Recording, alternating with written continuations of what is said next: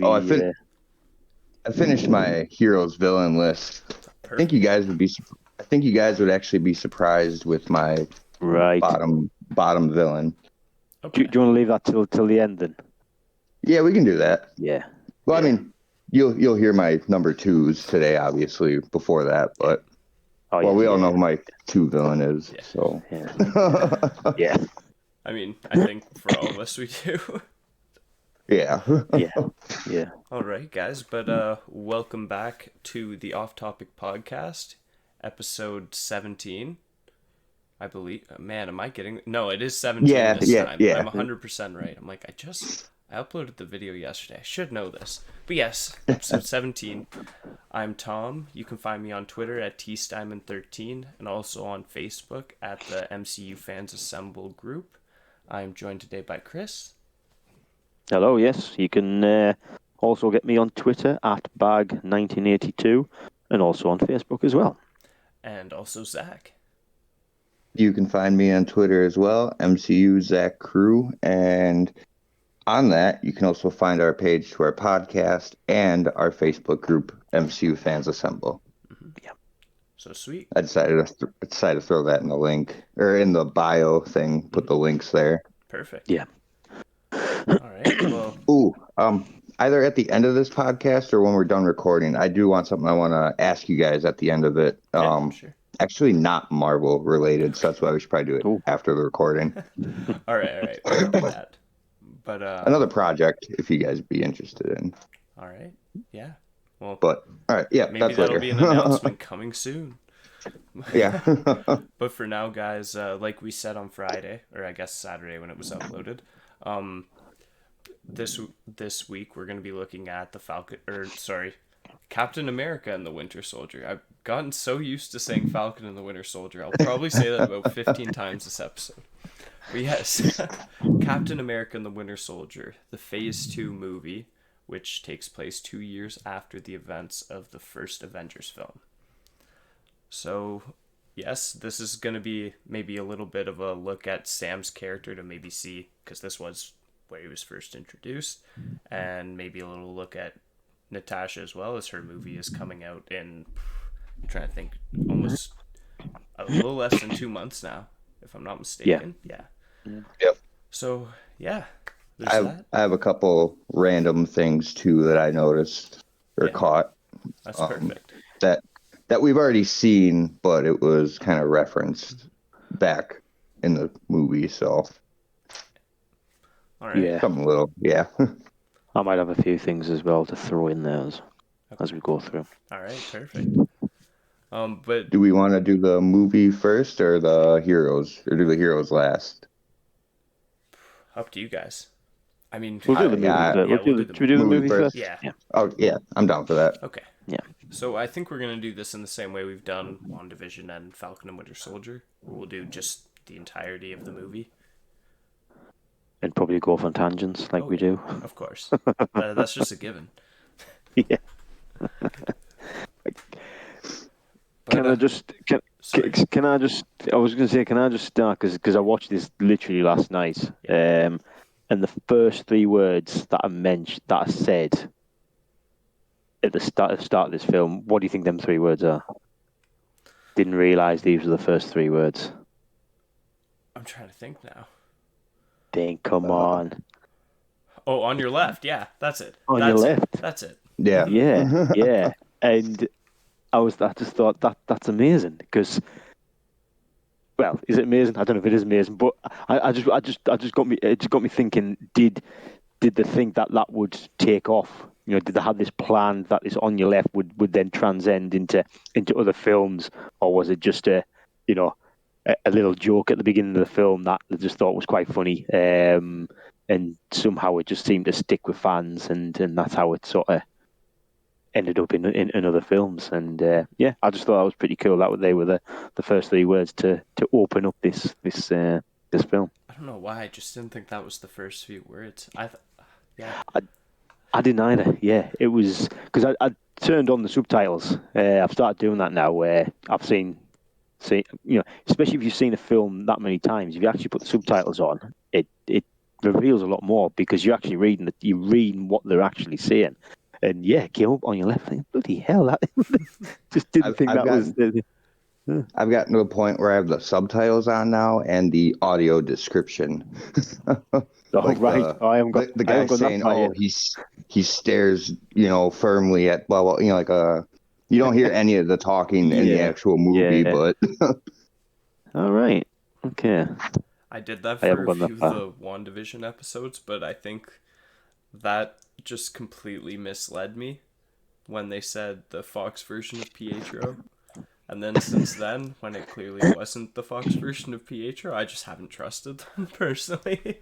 Oh yeah, So, yeah. Yeah, one day, one day. Aaron yeah. Taylor Johnson's who I really want back as Quicksilver, but I've been over that multiple times. So, You never know. He might come back. I'd love it. Yeah, It'd be so yeah, nice. yeah. But yes, the first beginning few minutes of this movie, if I'm not mistaken, is just Steve lapping Sam on your left, Yep. and then they have their introduction to each other. And that's where we learn that, yes, this is Sam Wilson, the character who will inevitably become the Falcon, and now we know becomes Captain America. Yeah. And it's just, I don't know, it's so crazy to see how far he's come. I think that's the biggest thing when I rewatched this most recently. And mind you, when I did, it was before Falcon the Winter Soldier had finished, so technically he wasn't exactly Captain America yet. But still, just to see the growth of the character from 2014 to, at the time, 2019, like, wow. It was crazy. Yeah. Sorry, go on, Zach. I was gonna it's not skipping too far ahead, but the second time we see Sam in Falcon and Winter Soldier, when Rogers is walking up to him, I like how they kept his, again, just how Marvel's really good with their storyline and their continuity.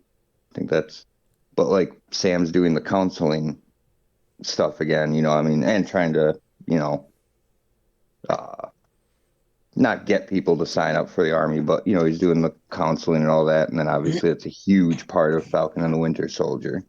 Yeah.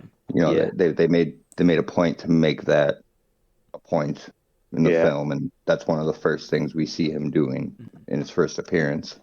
Yeah, and he actually again one of the key things I took from it when I watched it again, which hadn't really sort of resonated with us the first however many times I've seen it since.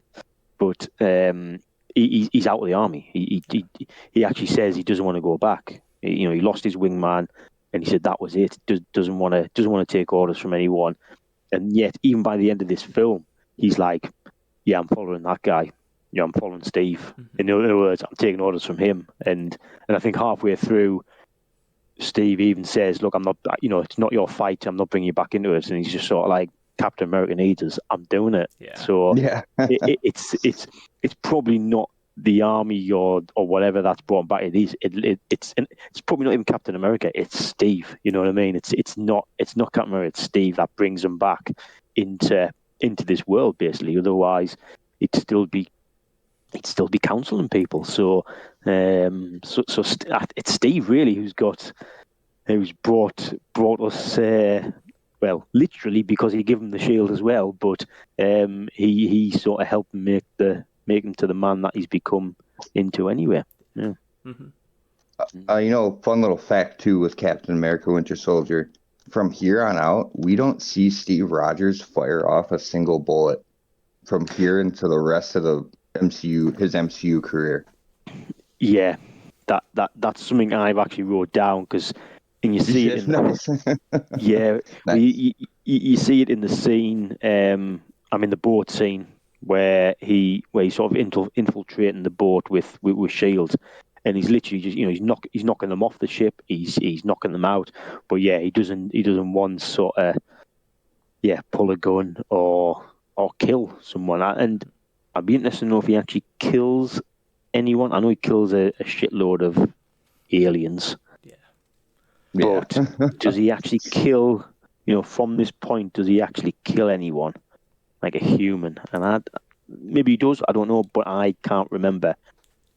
I'm trying to think. If he It depends does, on if you count collateral damage, because if so, then Lagos and the Triskelion that's jumping to the right to Yeah, the end of the movie, but like that yeah. definitely there was some casualties. I think they even maybe it was a deleted scene in Spider-Man: Far From Home that was talking about it, but or sorry, Homecoming, not Far From Home, but yeah, like I'm pretty sure there was some mention of the Triskelion, just how big of the damage was there. I wouldn't really count yeah. that as Cap's fault though, because No, well, yeah, yeah, what could he do?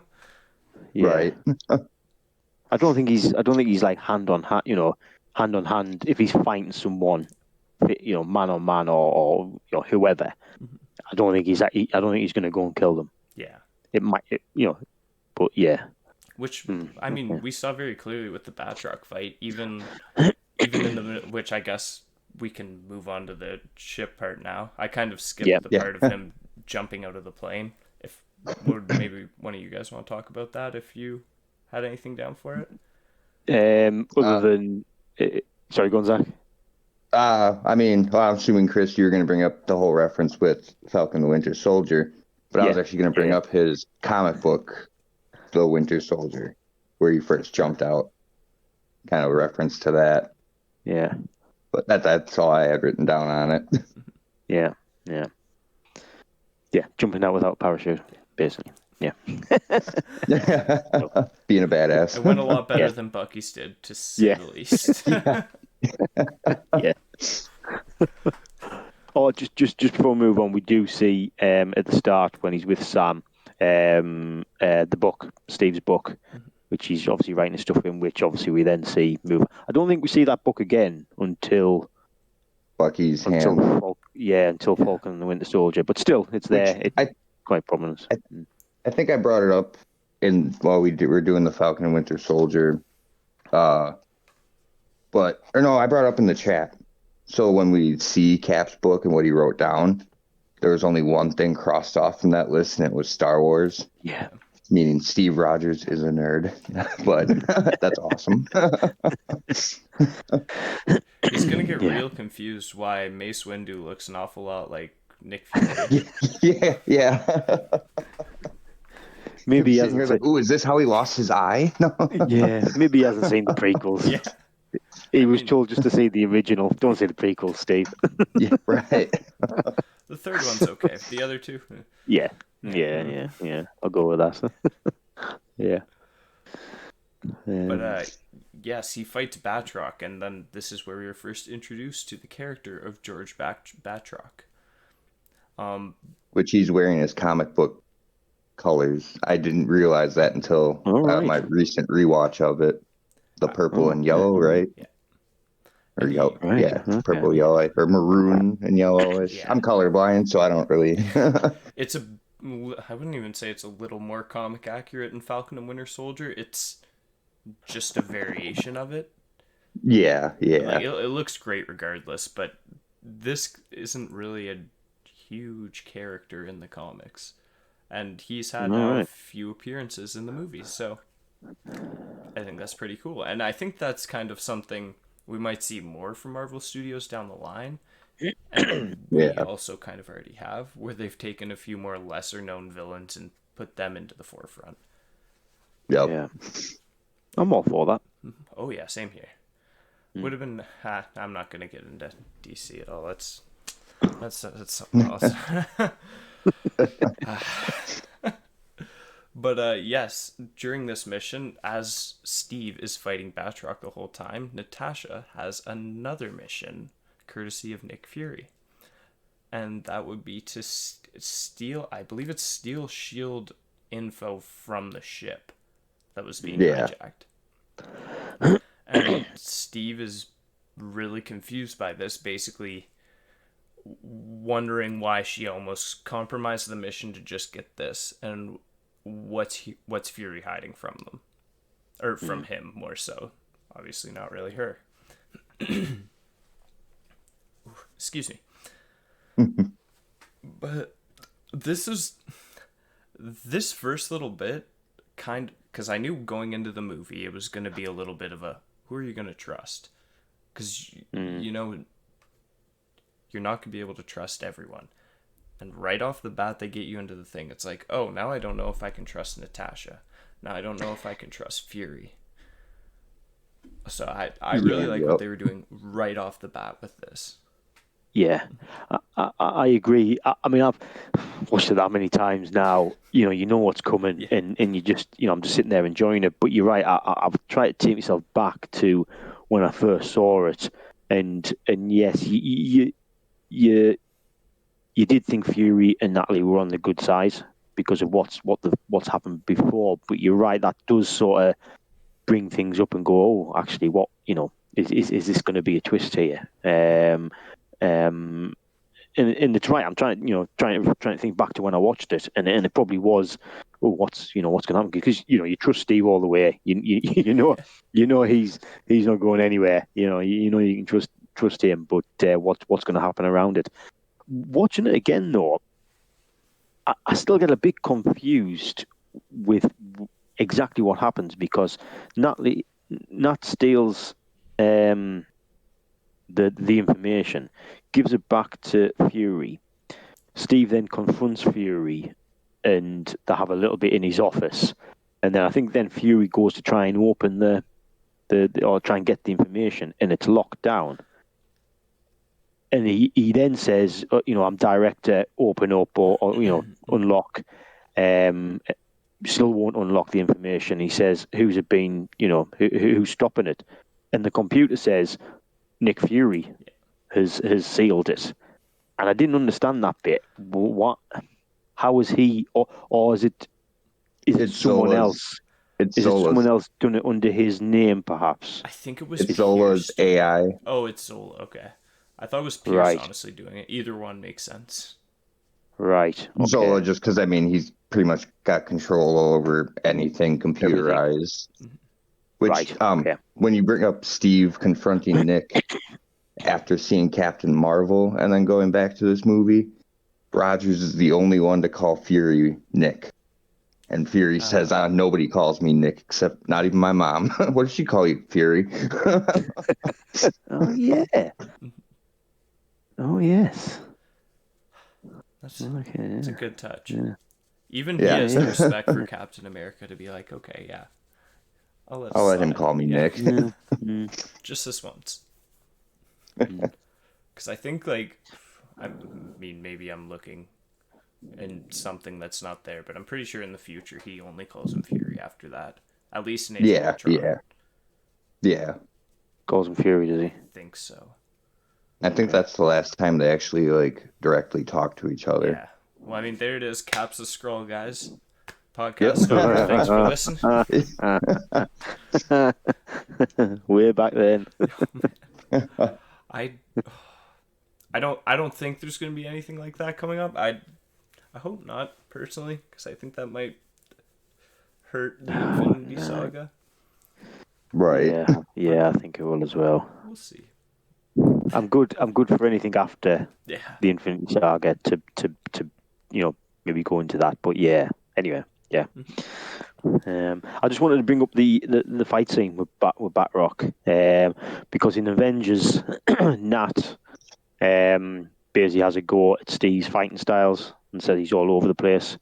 Yet he seems in this, I don't know whether or not it's something that they've maybe worked on, because he seems like a very accomplished fighter now. Not that he wasn't before, but obviously Nat didn't think he was. Yet he can stand up to Batroc, and I know he's got, or he should have, be a lot stronger than Batroc. But Batroc's a pretty, as we've seen later in Falcon and the Winter Soldier, he's a pretty shit hot fighter.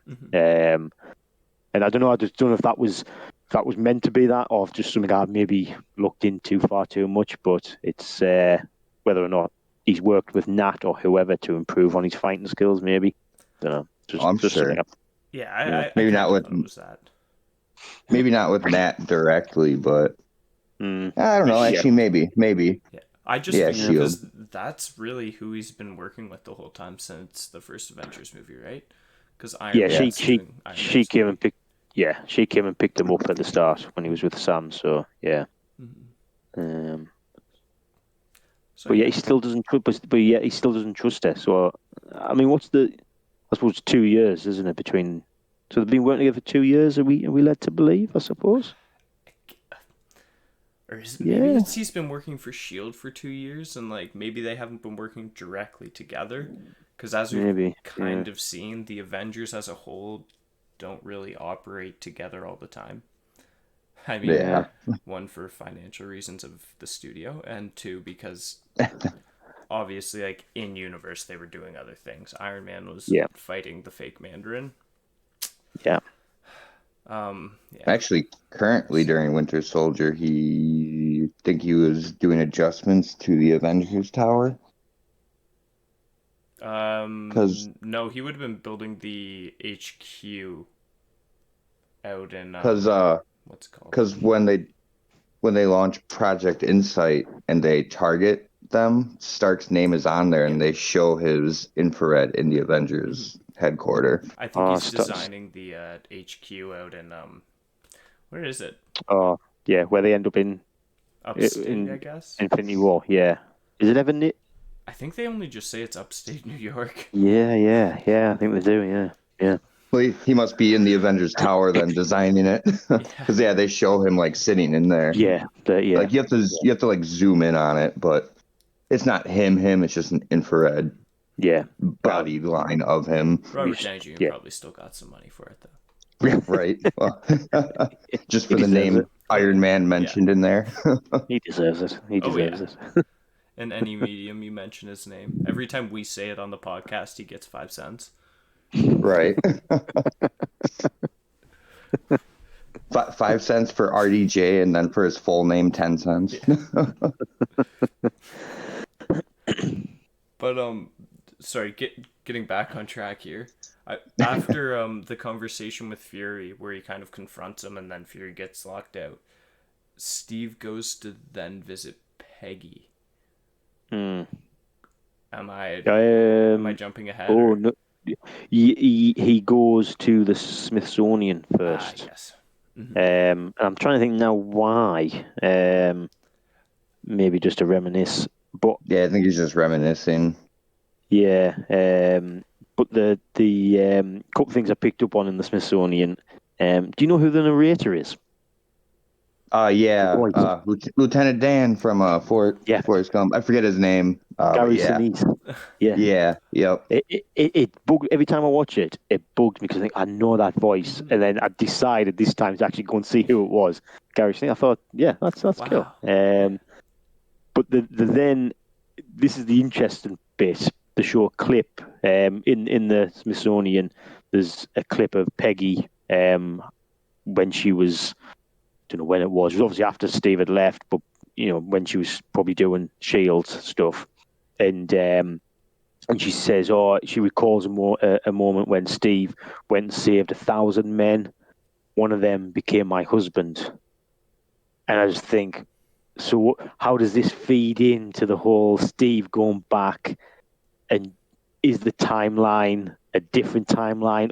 Or because I know people say, "Oh, it's a different timeline," fine, but then I know a lot of people have said, "Well, no, could that be him just being in this timeline, and that was just always going to be the events that he went back, and the old cap that we see at Endgame is he's just been living our timeline but hidden somewhere."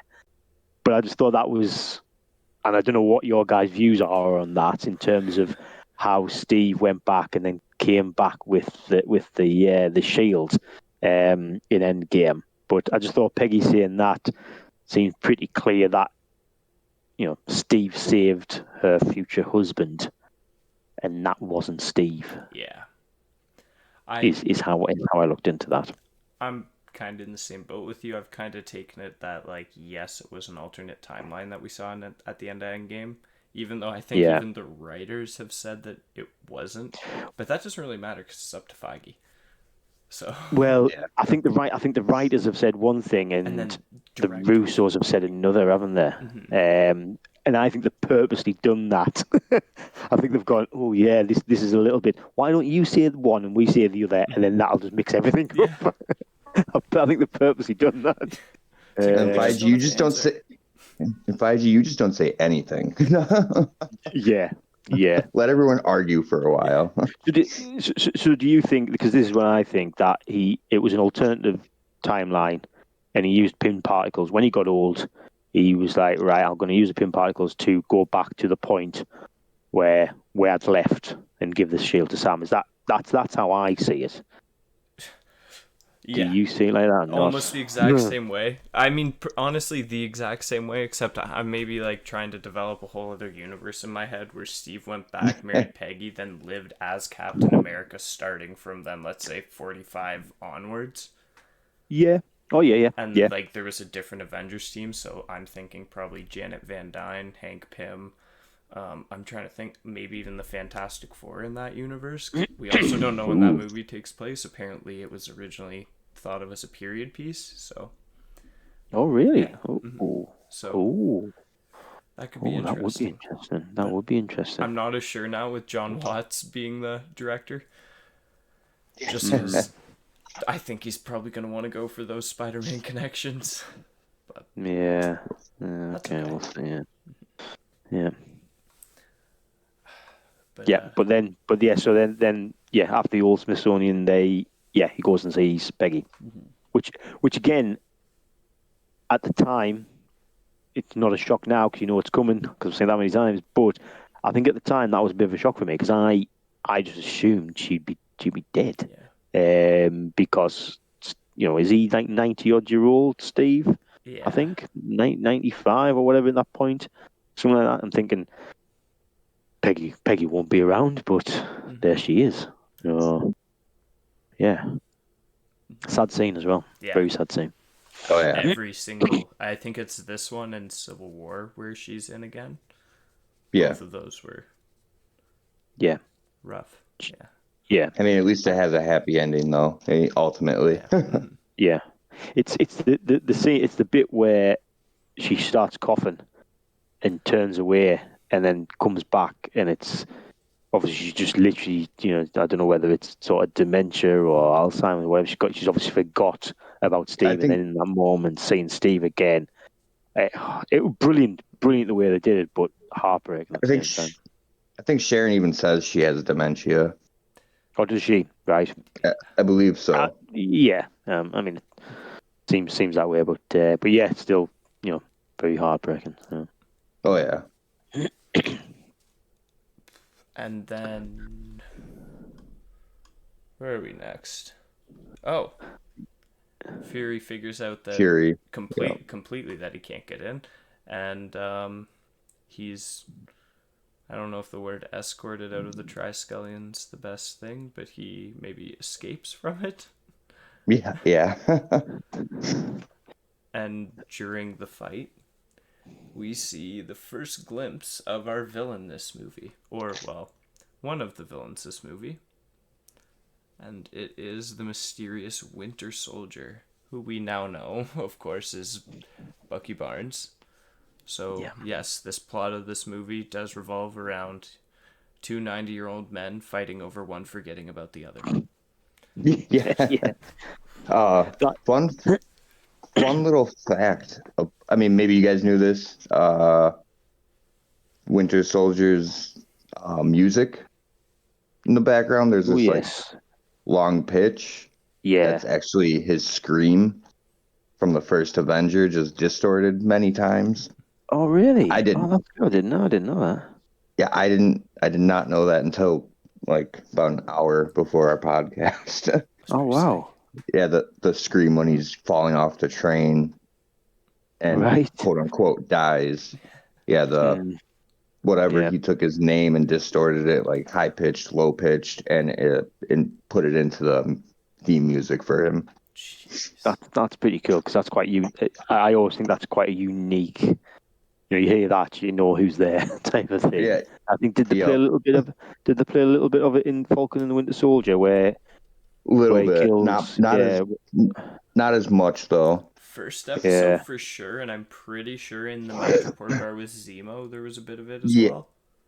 pretty much Yeah. where he kind And of snaps back to yeah, Winter Soldier. the Winter But Soldier. Yeah. And I then it's think like a those are like happier Winter Soldier theme, I think, in the last two episodes. Or at least it sounds like a more upbeat version of it. Right. Yeah. Yeah. Yeah. In terms of the sort of Fury in the sort of car scene, that is one of the reasons why he sort of gets into my top five. Maybe it was between him and Thor, and I think Thor just knocked him off. But up to that point, I just thought, oh, Fury's just this guy. He's just a he's a director. He sorts things out. He organizes stuff.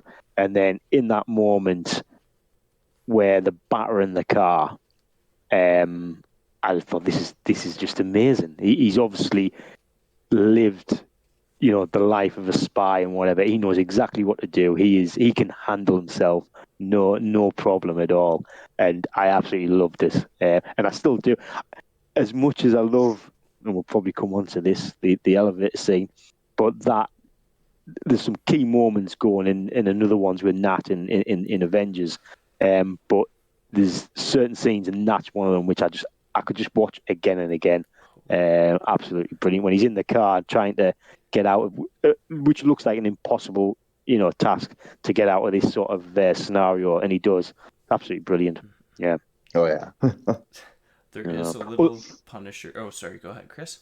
Well, I was just going to say the only thing which I've thought about though is when he finally escapes at the end through using his blowtorch or whatever it is instrument to go laser. Yeah. Why doesn't the Winter Soldier drop down to go and follow him? Cause I just think he could have quite easily have caught up with him. But anyway, that Maybe Bucky's a little scared of the dark. Yeah, go with that. The programming He's didn't scared go of that well far. Yeah. Or Oh, he's scared of definitely heights. He scared of didn't want heights. to. Yeah. Yeah, he didn't want to drop down that much. He was starting to get PTSD flashbacks. Yeah. No, didn't he have to go report? Or that was later after the. Yeah, that was later. That was later. Yeah. Never mind.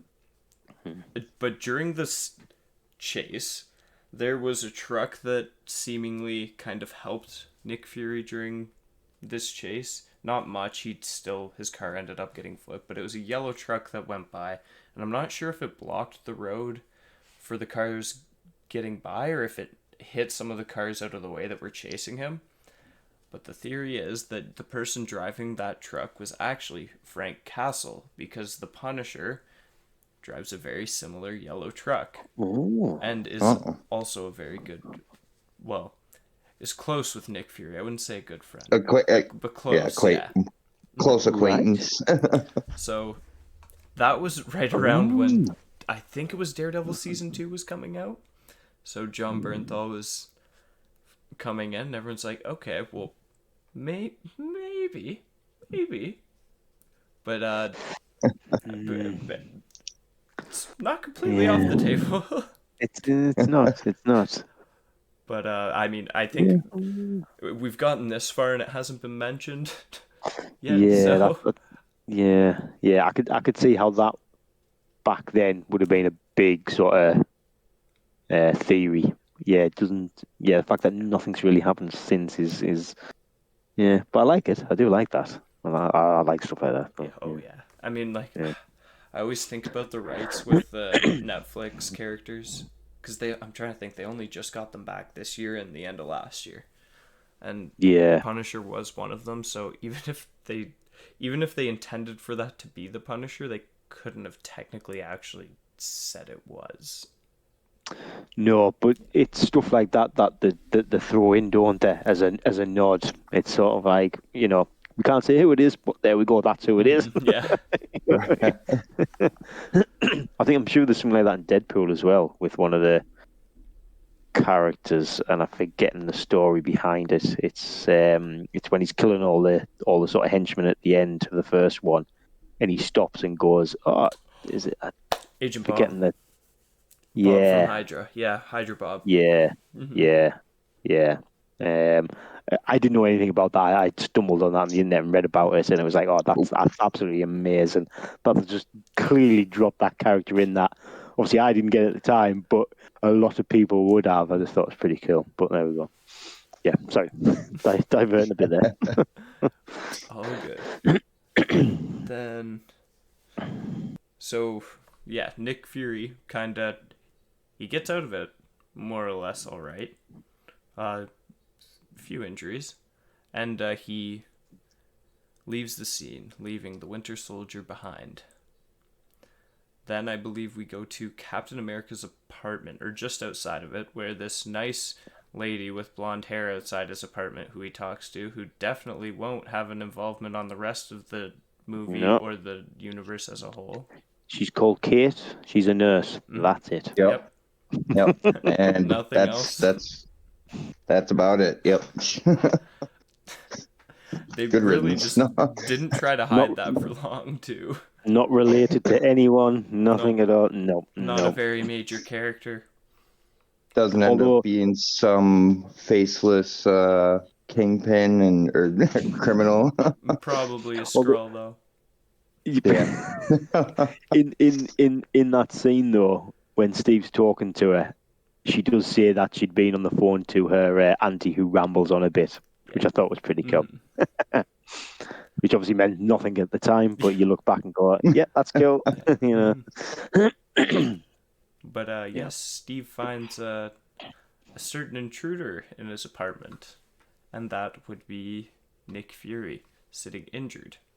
And they immediately, or not Steve, but Nick immediately says something completely out of the ordinary for the character. Almost like talking about his wife, talking about how Steve is his friend.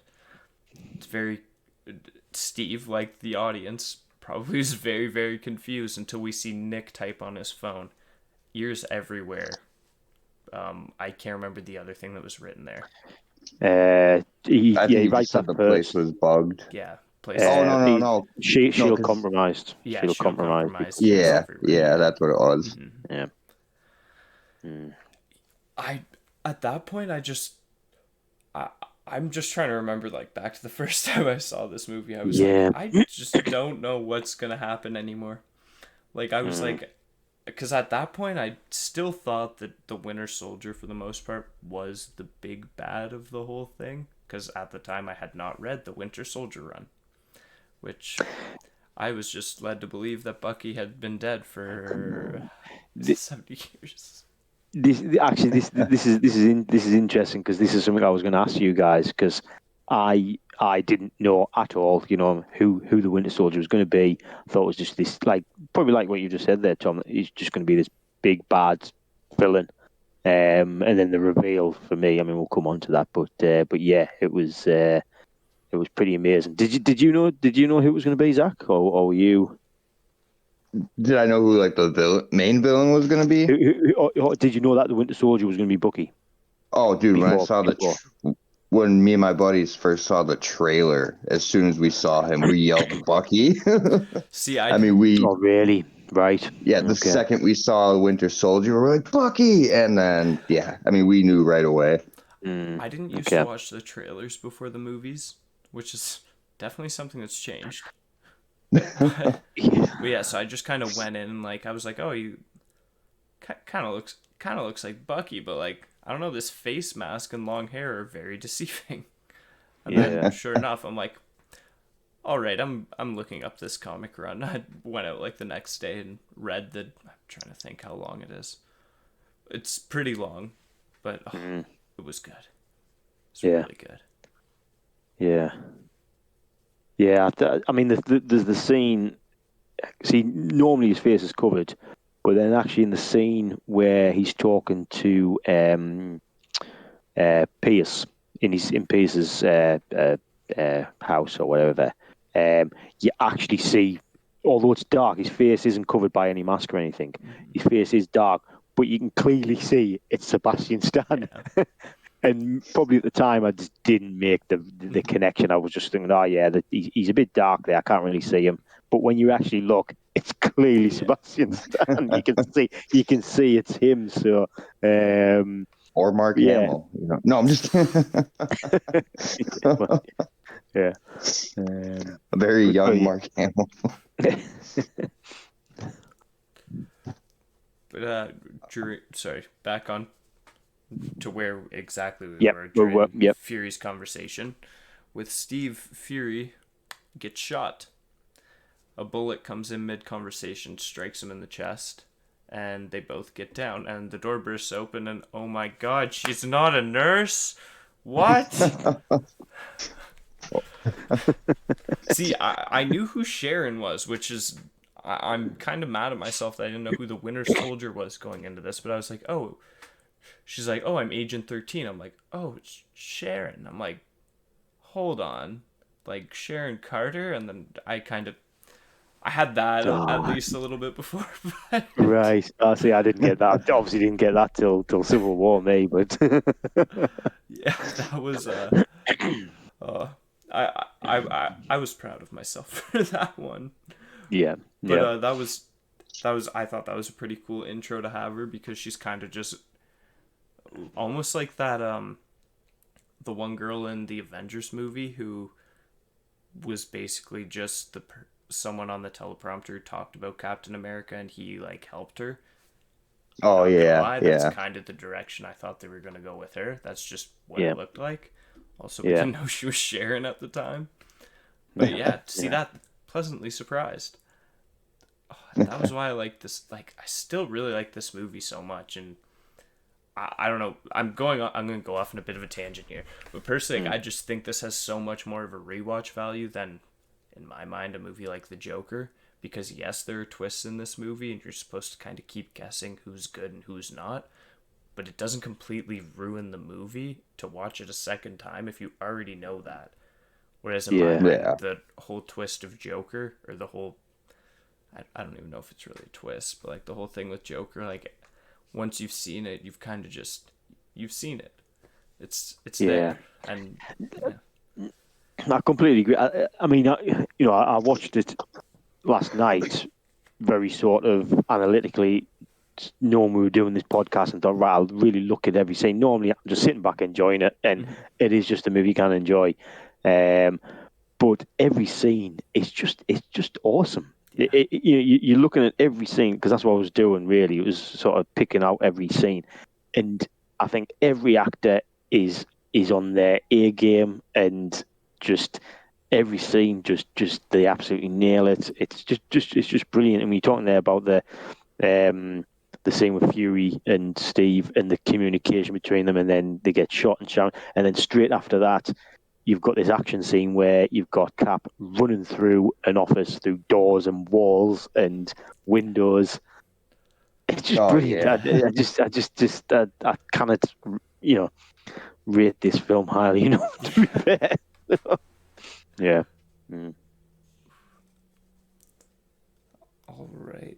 But yes. Oh, sorry, Zach. when I mean, just foreshadowing in the movie. I mean, obviously you know it once you've already seen it once. But the dispatcher, when Sharon calls Fury she doesn't say Fury shot. She just said Agent down, or Foxtrot down. And then you hear the dispatcher, oh, something Fury was shot. Like, Oh, kinda, right. Oh, I didn't. I mean, I didn't pick up on that. obviously once you seen it once, watch it a second time, like, oh yeah, the dispatcher's Hydra. Yeah. Right. Oh, wow. Oh, I've never picked up on that. Damn, disappointing myself with that. Okay. And Steve. And then you just hear Steve saying, "On pursuit." Yeah. Yeah. Tell him I'm on pursuit. And he. Was that what you were gonna say, Tom? Yeah, he does just that. Pursues the shooter. And he can't leave without the shield. He's got to take it with him. And this was something I didn't appreciate until after I'd read the comic. But a lot of this rooftop chase scene is ripped right out of that comic run. Oh, including really? the scene where Steve throws the shield and the Winter Soldier catches it. Oh, yeah, so good. That was a really cool scene. Yeah. Does in the comics, does he throw it back and literally push Steve back? Yeah, I think he. Yeah. I'm trying to think if he pushed him to another building or knocked him over or something like that. Right. It was crazy. Yeah. No, that's cool. Yeah. And then, oh man, I'm trying to remember exactly what happens after that. Bucky jumps We then off. go to. Yeah. Well, you don't actually see him jump off. I think it cuts to Steve getting pushed back by the power of the shield that he's just thrown, and then he looks up and he's gone. And then we go to the hospital where Fury is dying and then dies. Mm-hmm. And again, first time I saw this, I was like, "Oh my fuck, he's died!" Yeah. Like this, and given that even back then, I just thought, "Oh, this is Marvel. This is what they're going to do. They're just going to mix things up." And we'd seen quite a lot, and I think it maybe because we'd seen Fury being badass in the car scene, I thought that's what they've done. They've given him a cool fucking moment, and then they've killed him. Yep. Right. And, Yeah. and I honestly thought that's it. You know what I mean? Jesus, he is dead. Yeah. Turns out he just has Interestingly, trust issues worse than Batman. well, this is it. Yeah. Interestingly enough, though, which again, looking at the scene, because they're behind the glass. You've got Steve and Nat and Maria Hill. God, what's her name? Maria Hill. And you would think you can understand why they're there. He called Maria Hill, Steve, and obviously Nat. But behind them is Rumlow and Sidwell. And I've never picked this up at the time, but I was sort of like, why are they there? Why is Sidwell there? And why is Rumlow there? And it made me, I think, are they there to maybe fit, or in particular Rumlow, is he there to finish it off? or just to make sure that Make he's sure he not going to dies. say anything? Yeah. That's when I then got from literally just watching it last night. I've never picked up before. Or I might just be looking far much too far into it, because straight after that scene, Rumlow is sort of communicating with obviously Hydra, but it's like, Rogers, we need you back at the place. So maybe he just gone for Rogers, perhaps. But I don't know. It just crossed my mind. Oh, maybe he was there just to make sure Fury didn't spill anything, perhaps, or to make sure, like you're saying, Zach, that he did die. I don't know. That's kind of what was in my mind when I saw it. And Right. honestly, again, I also didn't really realize they were there until it wasn't the most recent time I've watched it, but it was one of them. So within the last few years, and I was like, huh, I didn't see you guys there before. But yeah, those Yeah. it's pretty cool. I Yeah. probably check if he died. I could see Rumlow going in, maybe like trying to strangle Nick and just be like, should have gave me a serum too, or. Right. But we didn't need a Well, second John Walker. right. Yep. He could have been the No, first and John Walker. like you said, with trust issues at this time, Nat starts to not trust Steve Rogers, Yes. Yeah. asking what he's doing in his apartment. What does he say? I don't know. Oh, you're a terrible liar. And because then Steve Rogers is called into Pierce's Yeah. office, you kind of see him lie a little bit better after Nat. Well, And well, kind of referring back to Nat saying you're fighting all over the place, and then he gets a better fighter. Now she says, yeah. "Oh, you're a bad liar," and he works on that. A Well, little comparison. my view on this is that he doesn't actually lie. When you actually when you look back at the questions that Pierce is asking him and what he answers, he's not actually lying. Nobody. He avoids the question in a very clever Right. way. Right. But Right. I just thought it was very, very clever how he did it.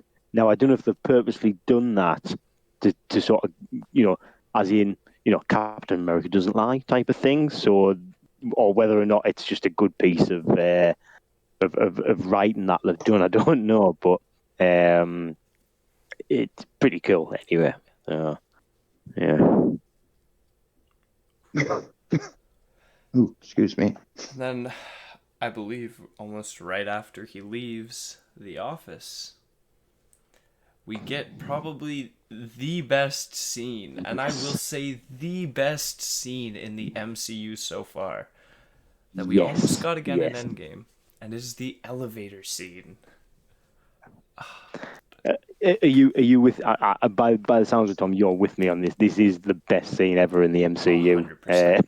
At least yeah, the I love best it. action scene. Like, maybe that last snap by Tony can maybe take the cake, but not quite for me Oh, yet. see, I think this is For still me, number one. For me, Where's it's a tie between this scene and Thor's entrance in Infinity War. yeah? But for I get that. Get that. for action scene, I would agree. But for my all-time favorite scene, it's those two are right Yeah. there. Like it would be Yeah. hard to convince me for either of them that they're my favorite. So I just say both of them. Yeah. No, And that's fair enough. and as the elevator's going down, you notice the music progressively gets louder. Uh, yeah, louder, more dangerous sounding, I guess you could say in a way. Until he stops. Yeah. Yep. Oh, it Brilliant. was done so well. Before we get into the complete elevator scene, something I saw because I watched a few things on YouTube about this movie. When they go into Steve's apartment, they show a bunch of books he has, and one of the books is All the President's Men. About like the Walk on Watergate thing. All right. Yeah. And when Steve first gets in the elevator and they have a shot of the building from the outside, you can see Watergate in the corner, kind of like next to him at the elevator. Little thing they kind of slipped in there. That's all I wanted to bring up. Yeah. That's cool. That's cool. Nothing really relevant to the MCU at all. Just kind of, Yeah. little Easter egg, I guess. I mean, do we need to go through the elevator scene? I mean, or is it just, or is just it's the best?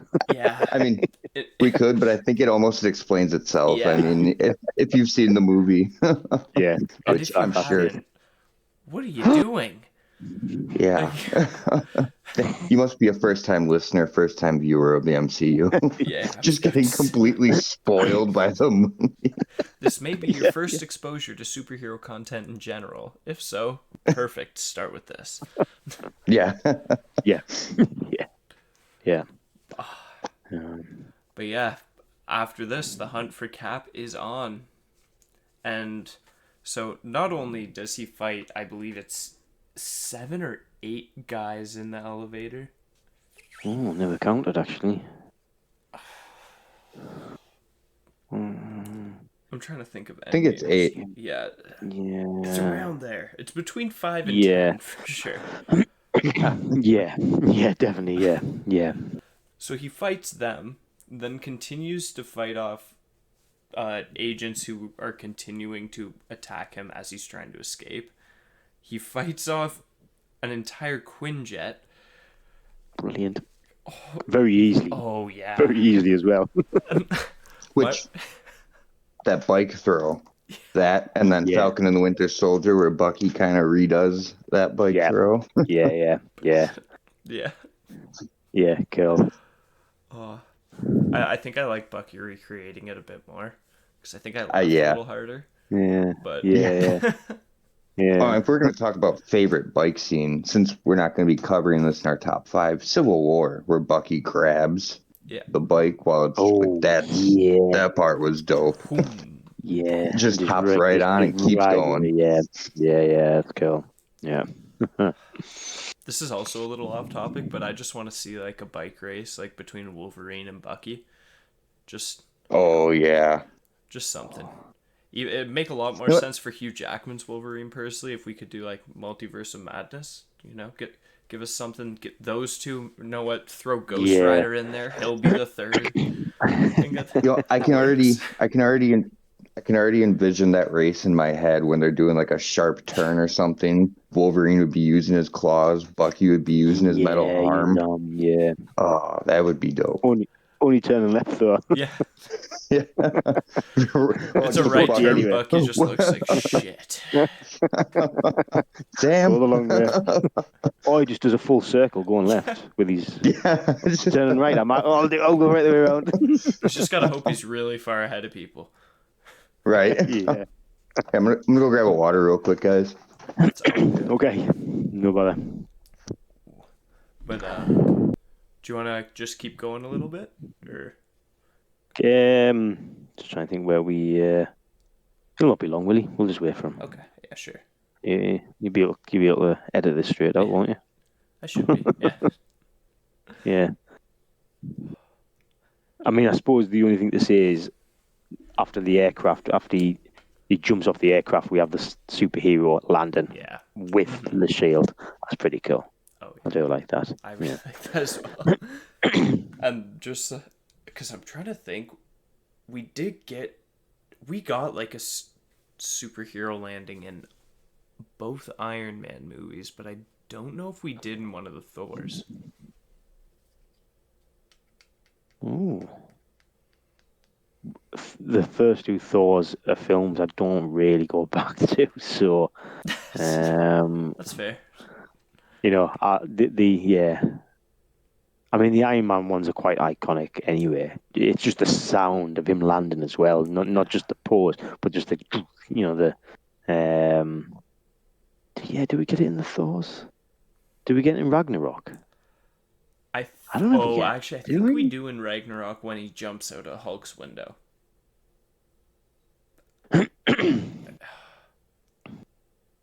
I'm trying to think though, because I can't Do remember if he we? landed in the garbage or not. Because there's a few Do landings we he even have see on him? Scar. Yeah. I was trying to think if we saw him when he like towards the end of the final battle scene where he's fully embraced the lightning. Whether or not we see it then, I Actually, can't picture it. I can't picture it. I think if anything, it might be then when he jumps out of the castle. Hulk. Oh, sorry, no. Oh, I was thinking Thor. on Asgard. All right, okay. I don't know. I don't know. I can't. I certainly can't picture it in 1 and 2. Yeah, Right. mind To be you, honest, I can't remember. sometimes I don't really want to picture 1 and 2. Sorry about that, guys. No, I got distracted by string cheese and I had to grab one. that's okay. Right. What part you guys on now? We sidetracked. We decided to talk about hero landings and whether or not we know we know Iron Man had hero landings, but we don't know if Oh. Thor did. Did Thor have any like the sort of the hero landing? I mean, can't he always remember. kind of landed with his hammer on one knee, but with his hammer down usually. Yeah, And then I can't But wasn't picture that them from in the Bifrost, films. though? I thought that was No, from he's had the ti- Bifrost to be like that.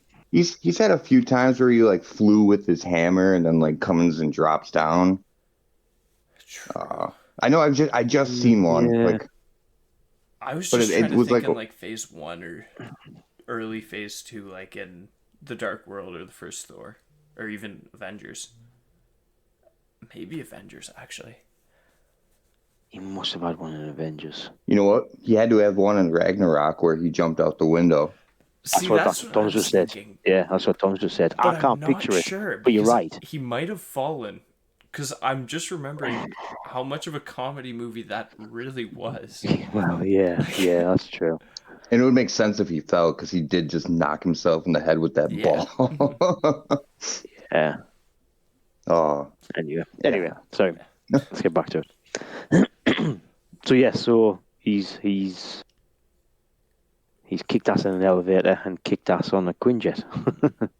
And sorry, go on, Tom. I was just gonna say I believe he goes to try to find that USB. Actually, Yeah. I guess we didn't mention that before. He had put a USB drive in the hospital previously when they were there to see Fury, and he had went back to go get it, and it was missing. And that's what he got from Fury, Yeah. which Fury had got from Nat Nat. from the ship. Yeah, sorry. From Hydra, who got from Shield. Yeah. Who Yeah, got from yeah. no Who really was? Yeah. Mephisto. Not yet. Good. Not yet. We're getting there. Okay. Just with that, I'm not ready for the Mephisto train to be back on within the next few months, because it will be. Oh yeah. But yes, the drive is not there, and Steve is a little panicked, to say the least, until he sees Natasha sitting there blowing a piece of gum, saying, "Look what I got." Do you think she bought all that? Do you think she bought all that gum just to get the USB? Yeah, I do. Yeah. Because obviously Steve got it there because the vendor was there, or got it in there because of the vendor. But Yeah. I think this is the moment where the start to sort of trust each other, and I think it's more the fact that probably because they've got no one else to trust, but they realise that they're the only two who don't want to hand the memory stick or USB stick over. So I think in that moment, and I think Steve pushes her into another room and they have a bit of an argument, but I think they realise that that's, they've got no other choice. We're going to have to trust each other here. But yeah, then Nat tells the story how Bucky basically shot through her to kill somebody else. Yeah. Oh, yeah. Yeah. Yeah. Or, well, Goodbye. sorry, at this point, the Winter Soldier, not Bucky. Yeah. But, Yeah. And she says, goodbye, bikinis. Yeah. Which He says. that scene, I just have a little thought about that. Do you guys think we're gonna see that or a variation of that in the Black Widow movie? What the Winter Soldier shooting through her. if we do, it'd be like probably like a quick flashback. Oh, you know what? Yeah. Sorry, I want to backtrack for 1 second. Yep. To the elevator scene, actually, there was one thing I did want to bring up because what's his name? Is watching like it. No, somebody else is watching through the computer the fight, like on the elevator. Sidwell.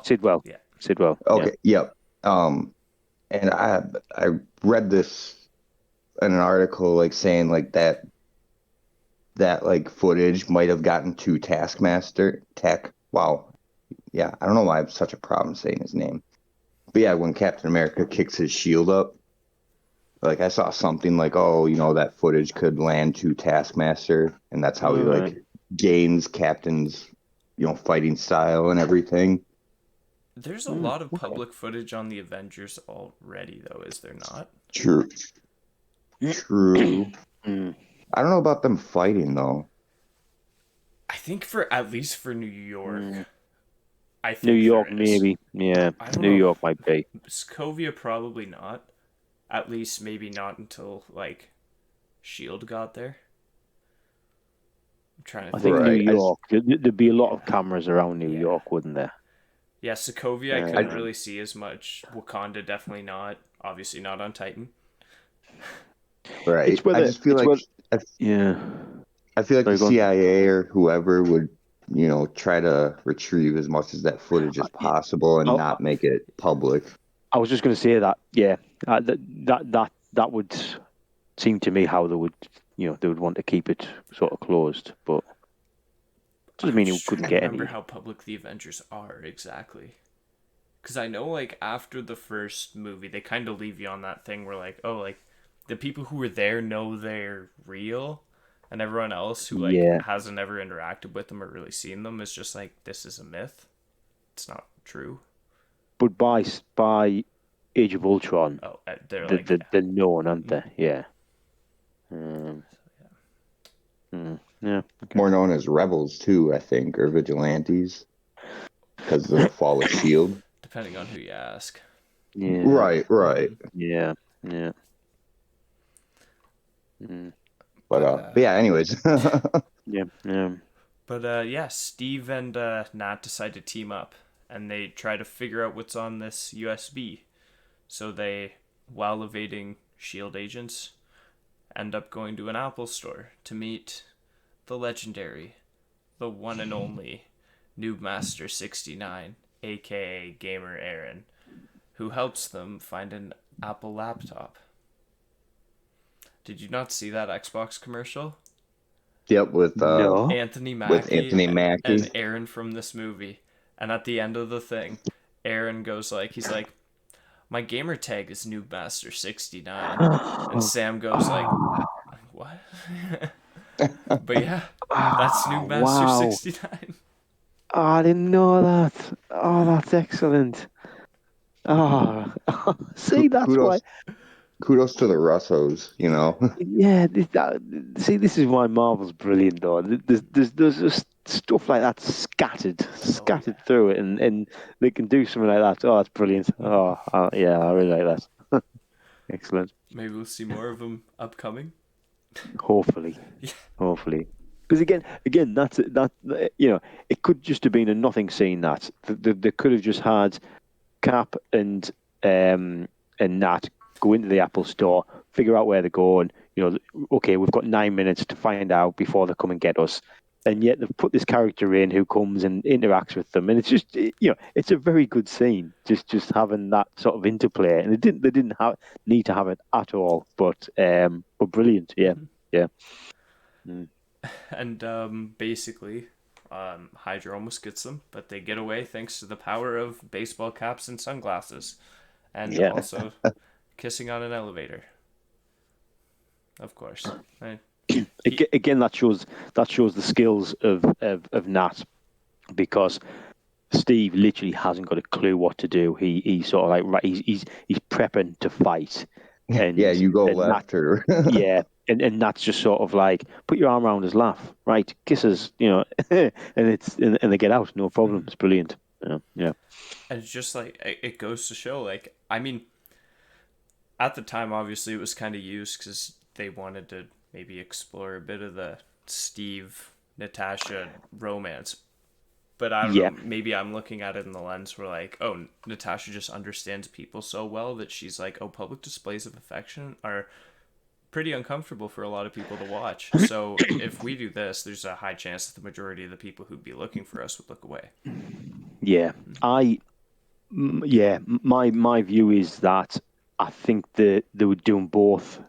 I think there were, with some of the scenes, literally the one before, when she says about bye bye bikini, Yeah. and he goes, yeah, I bet you look terrible in them. Quite Yeah. flirtatious, and I think there were, but certainly by the end of the film, it's quickly wrapped up that they're friends. So I think they were playing on it a bit, knowing that by the end, it's going to be quite clear that they are just friends.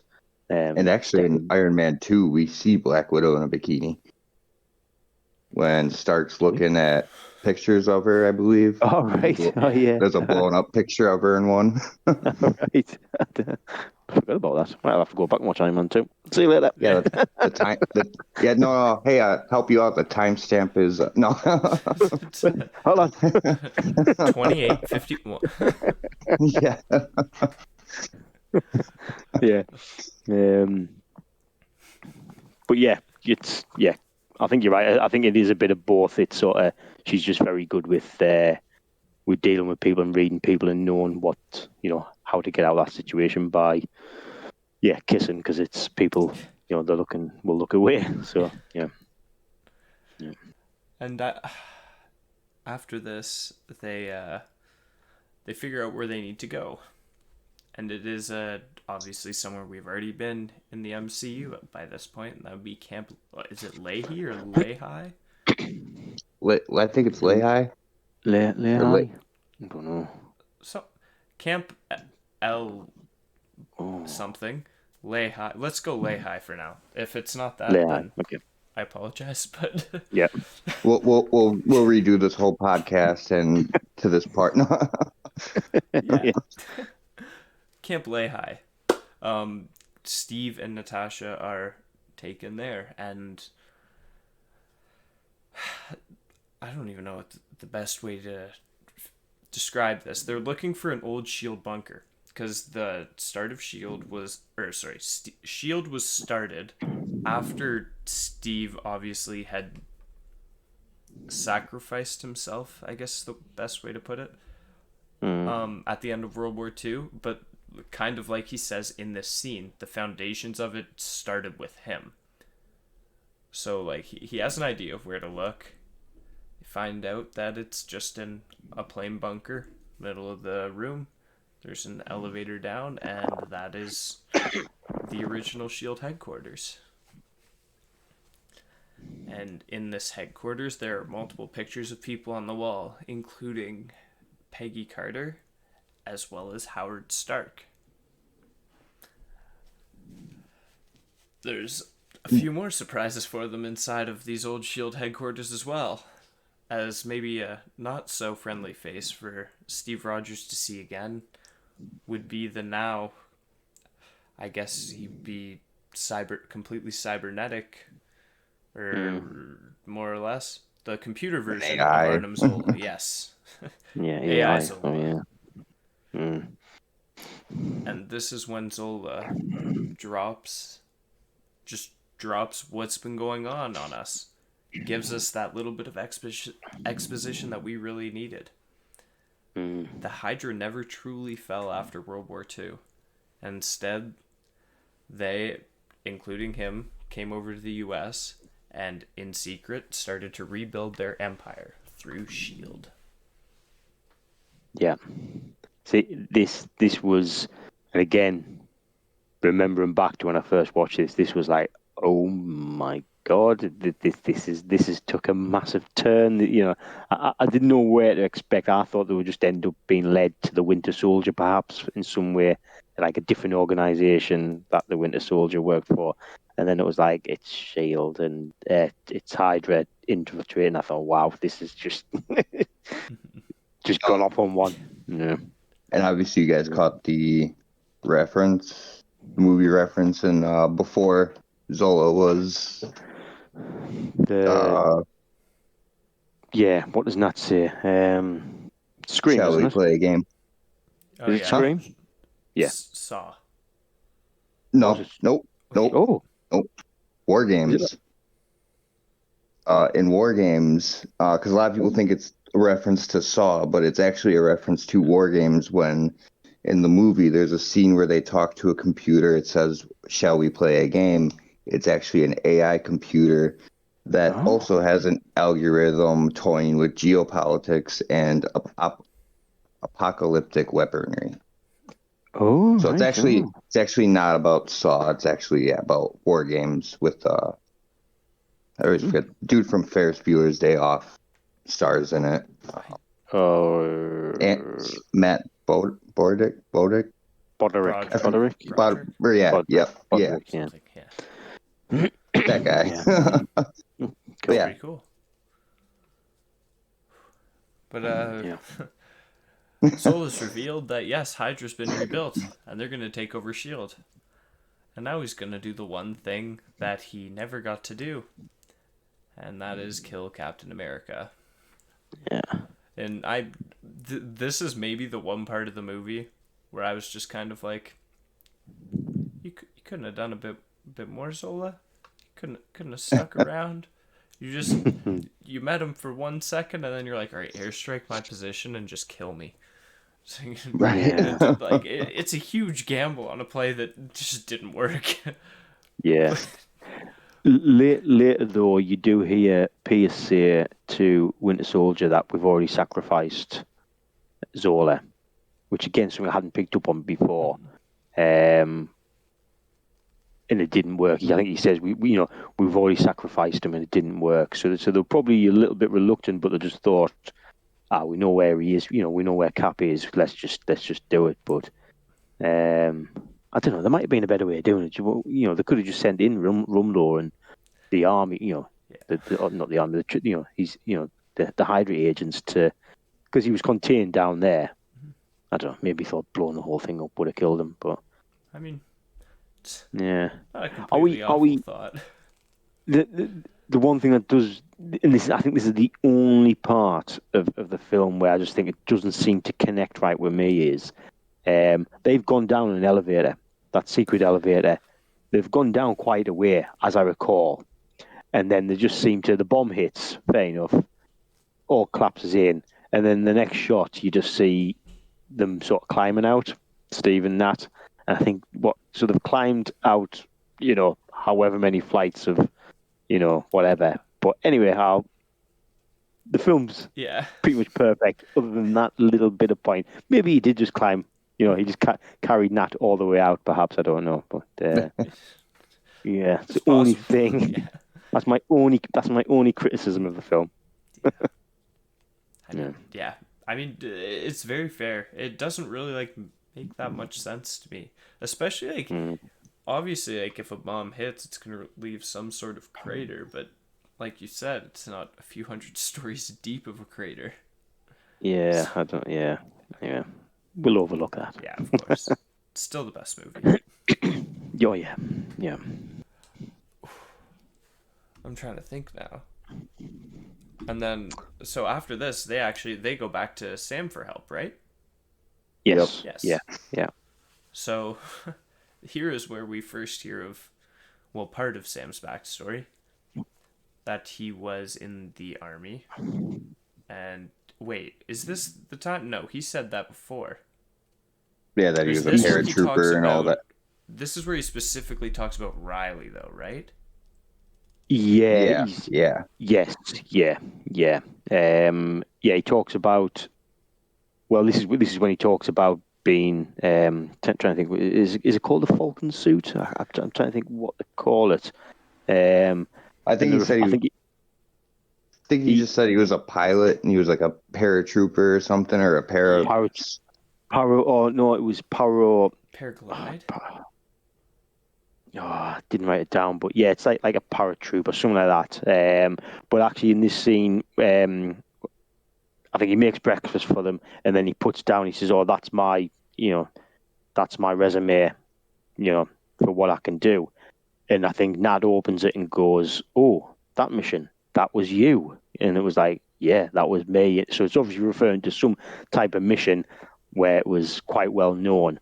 And Steve goes, "Oh, is that the mission you lost your wingman?" And he's like, "Yes, that was it." So, and then I think from then they realise it's the Falcon suit that he wants to help them out, and that's the scene where I think, as I recall, Steve says we don't want this isn't your fight type of thing. And it's like Captain America needs me type of thing. I'm in. Yeah.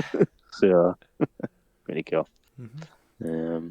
And I think again, I might have been busy writing something down when when I was watching this bit, but I think does he sort of indicate that?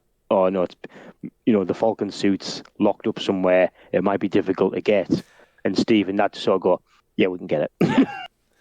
And we don't see that, which, That's it's nice to have seen them just quite easily break out that, but yeah.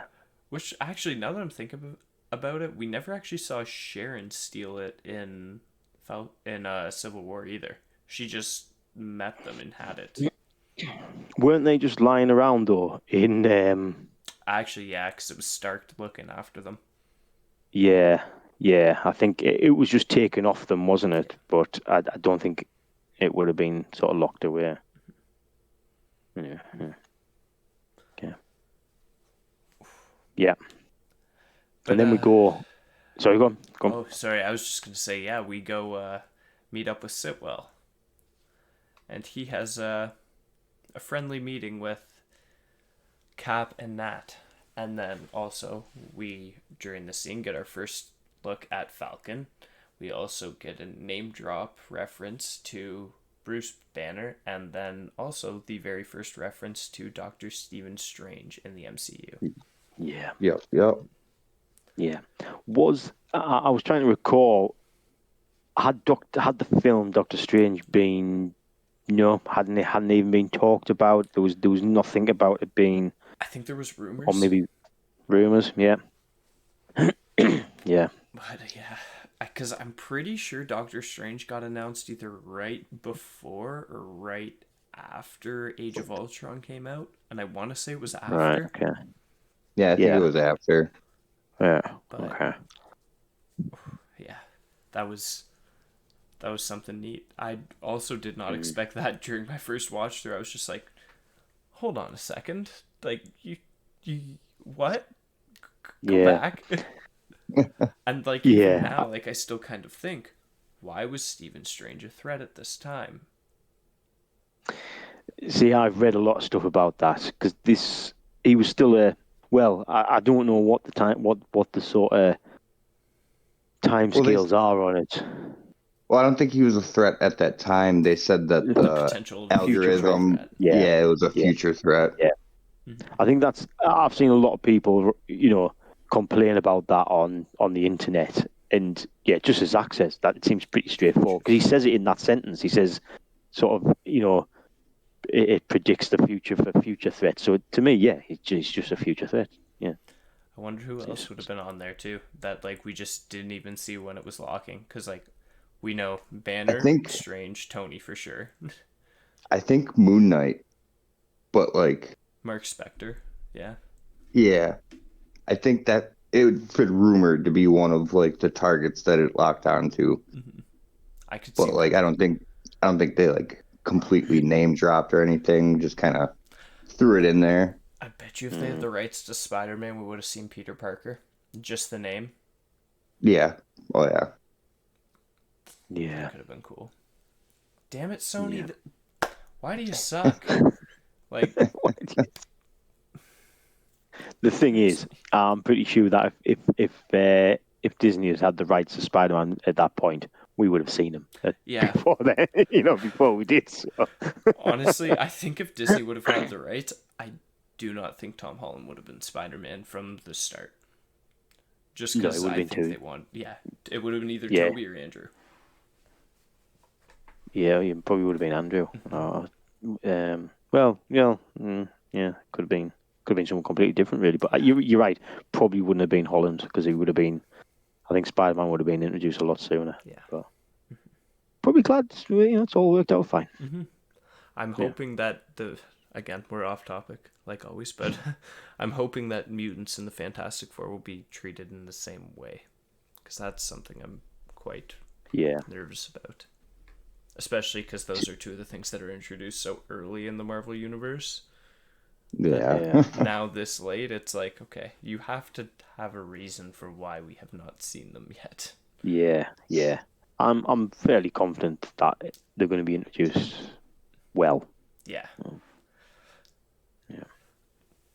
I mean, Feige's involved with the comic books a bit now, from what I'm Right. thinking, if I'm remembering that right. I think he still is. So, I think he was involved with the House of X and Power of 10 books, which are almost the reboot of the X-Men.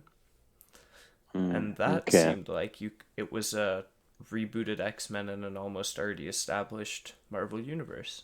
So that was interesting, to say the least. So yeah, okay. Yeah, maybe they do something like that. But anyways, Sitwell gives them the information about Project Insight, talking about how it's here to eliminate all these threats. And Steve, Sam, and Nat, they do not like that. So they're like, all right, we're gonna take you with us.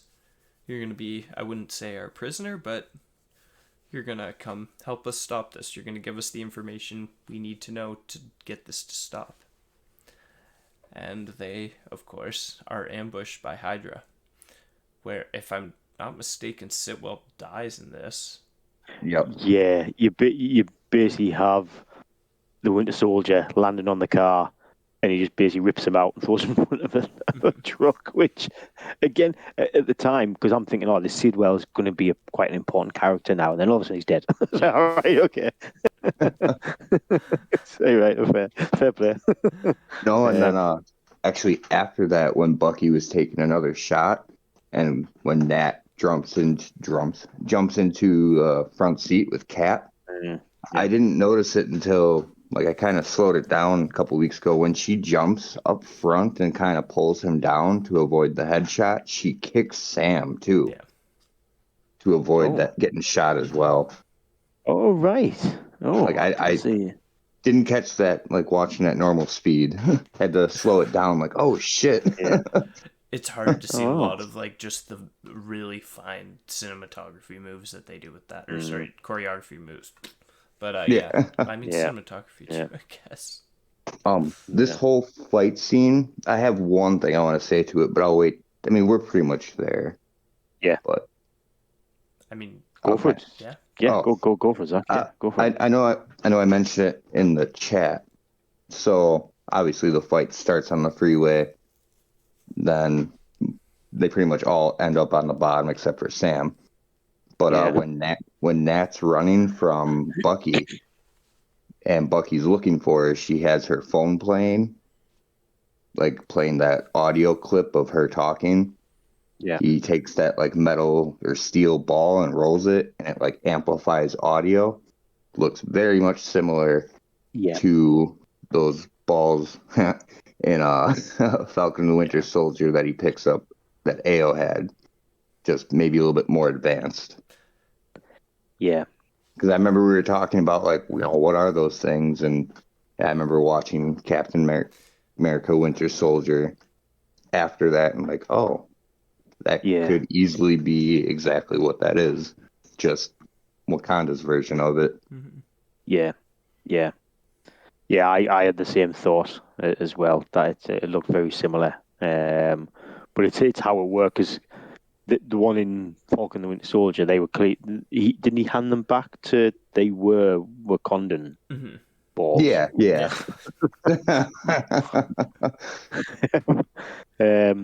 Yeah, but yes, you're right. I mean, yeah, I had the same sort of Oh, and same actually, I sort of had thought. one other thing that Tom, you might mention or wanted to mention.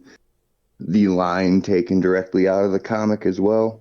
When Steve, when Bucky's mask falls off, and he's like, Bucky? Who the hell is Bucky? Yeah, taken right Again, out of the panel for comic. panel, same thing. Yeah. Yep. I mean, that was a big reveal for me. For me, anyway. I mean, I'm assuming people who's read the comic book, would have gotten it from just the title of the film. I'm assuming, but yeah, for me, that was massive, really big. Well, because the whole thing in comics, anyways, for the longest time was there's only three people who stay dead in comics. It's Uncle Ben, Bucky Barnes, and Jason Todd. Funny how two of them now are just not dead at all, as Jason Todd is well and alive as the Red Hood in the DC universe, and Bucky's been back as the Winter Soldier. So is the Winter Soldier comic relatively new then? When he comes back, yes, it was only like I think the mid 2000s it came out. Right. Okay. So Okay. like yeah, it's pretty new compared to a Yeah. few of the other things. Well, I mean, Captain Yeah. America's been around since World War II, so Yeah. he's got the history. But Yeah. yeah, that one in particular, yeah, it's very new, and that was right around the time too that DC was like, yeah, Jason Todd, he's back too, and also Barry Allen's continuity issues both ways, Marvel and DC. Just make up your mind. If you're gonna kill him off, kill him off. Like, don't play with our hearts like that. Yeah. Yeah. I can't disagree. I'm in this regard. I'm looking at films when they bring characters back, and someone's going, just leave them dead, man. Yeah. I think that's why we've talked about this before. But Robert Downey, bringing Iron Man back, or bringing Robert Downey Jr. back as Iron Man, I can maybe take flashbacks, maybe, but no, you cannot bring that guy back. So Again, the only way I'd want to see it is some movies down the road as an AI. yeah, Not so soon though, but like, maybe like late phase 5, have him like as an AI. Maybe not even him as a pictured AI, just the voice, yeah. And it's not him currently alive, just like, like Friday or Jarvis. Yeah. Just that Yeah. intelligence, just his voice though. Speaking of, I'm starting to lose my voice. That's not good. I just think for that, are they really gonna pay that much money for Robert Downey Jr. only for his voice? Would he even do it? Yeah. I don't think he'd even do it. But well, yeah, I don't know. If Judging from a few it of was his like- most recent films. If it was like 2 movies or something, I could see him coming back for it. But that's the thing though. I don't really see them going that route though. No, I think I definitely- Feige is saving that for I think Secret Wars. Yeah. We'll see. But yes, the bridge they have fought. I'm trying to remember, how does this fight exactly end? Because they get completely They surrounded. get the basically get caught. Well, Oh he has yeah, yeah. They they get caught. Steve has a fight with Bucky, Hmm. and then I think Sam flies in, kicks Bucky out the way, and then Nat fires a missile at him. And then next thing we know, he's gone. Winter Soldier's gone, and yeah, they're just in the middle of the road, and Rumlow and the rest of the troops come and arrest him. Yeah. And I think if it hadn't have been for where they were in such a public place, they would have just killed him right there and then. But there was yeah, because he even says not here, and he yeah, puts his gun down.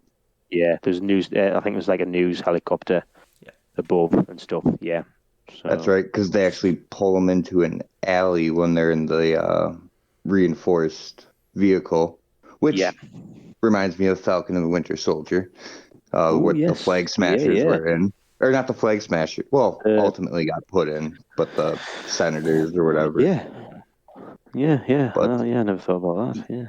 but one of those guards in there is not Hydra. One of these uh, things is not like the other. yeah.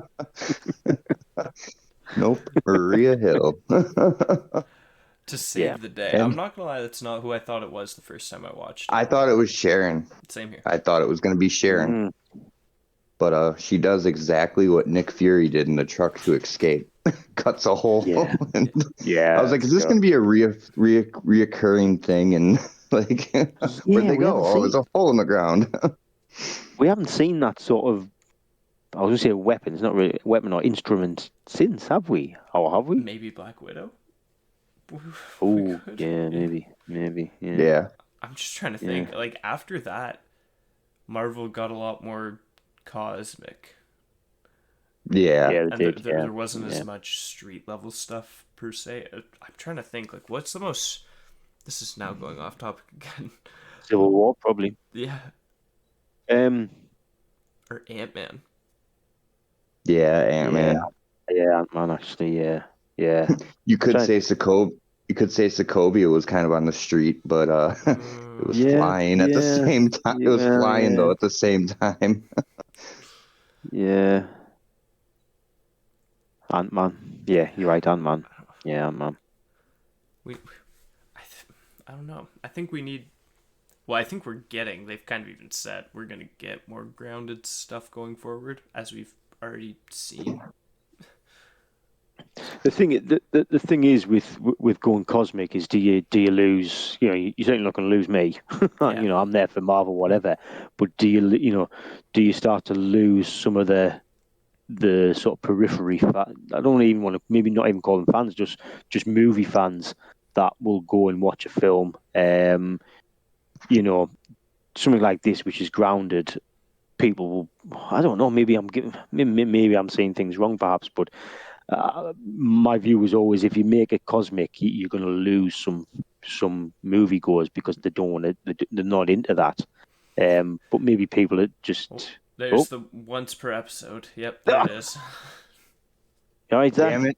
Damn it! Damn it! Damn it! I was just saying, how Friday it didn't happen, and I was gonna say at the end of this, you should start putting a tally mark, like, oh, 2 days or 2 episodes since Zach last cut out. Nope. We got Friday. Yep. Yeah, we got one. We got Yeah, one. yeah, yeah, Damn, that was close to yeah, almost 2 hours in, though. It didn't yeah, happen an hour in this time. Yeah, that's good. yeah, yeah. Yeah. Yeah. What was I saying?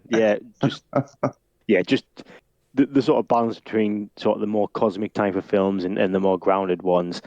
I personally think you need to balance them out, just to get a good sort of blend, just for the usual sort of moviegoer. But I don't know, maybe I'm wrong. Maybe people's opinions out there that are happy to just go and see a good film, and you're going to get a good film with Marvel. Hmm.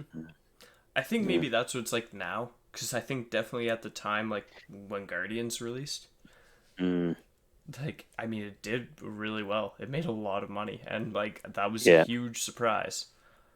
So it's really hard to say. Right. Maybe I'm going on my own experiences because I didn't see Guardians at the cinema. I was one of those. It was Guardians that really sort of pushed me into the MCU. I'd watched everything beforehand, but Guardians like, oh, I'm not really, what's all that about type of thing. And then I watched it on DVD, and my mind was blown.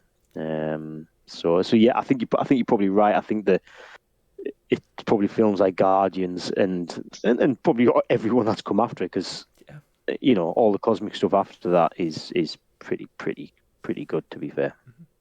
I, the Avengers first movie was the first one I went to like the premiere night, and then after that Right. I went to every single premiere night for all the Marvel movies.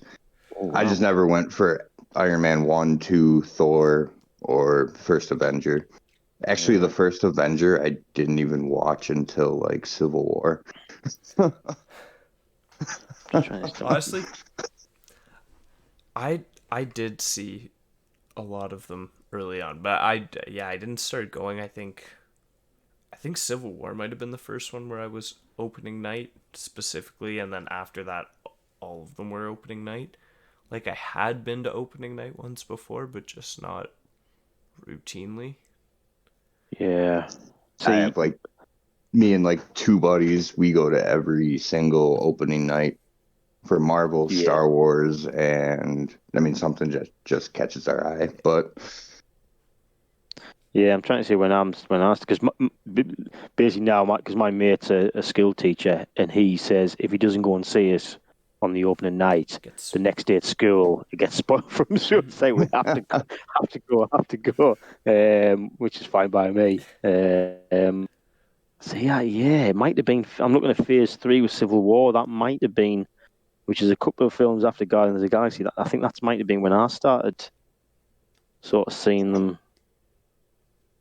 in the cinema sort of straight away. Don't know. It's been that long. It's been so long. That many films. my God. It's difficult to. It's difficult. It's like what we're saying about this film. It's trying to remember back to what's. I mean, I've written down some of the major things that happened in this film. There's a lot. You know what I mean? You've got the introduction of Sam. You've got the whole Hydra taking over Shield. Sharon Carter, or at least Agent 13. Introduction. Bucky and the Winter Soldier, major sort of plot line.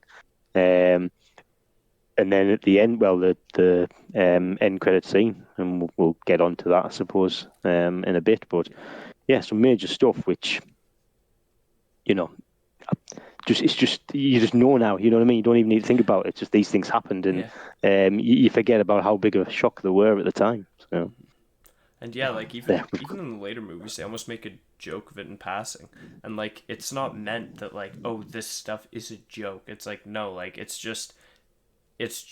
become such a part of this universe now that they can make the jokes about that. That yeah, they can do like the Cap whispers in Sitwell's ear, "Hail Hydra," yeah. and just The and whole they can get away with the whole, that. the whole Ant-Man going, you didn't know these were bad guys? They're dressed like bad Yeah. guys. It's like, I mean, just look at them. Yeah, brilliant, brilliant. Yeah, ooh, um, getting back to the movie though, real quick, yeah, sorry, yeah, because no. I just because I was looking at my notes and I just want to make sure I mentioned it before we like went past it. They obviously find out Nick, or was that scene first, or is Bucky's report first?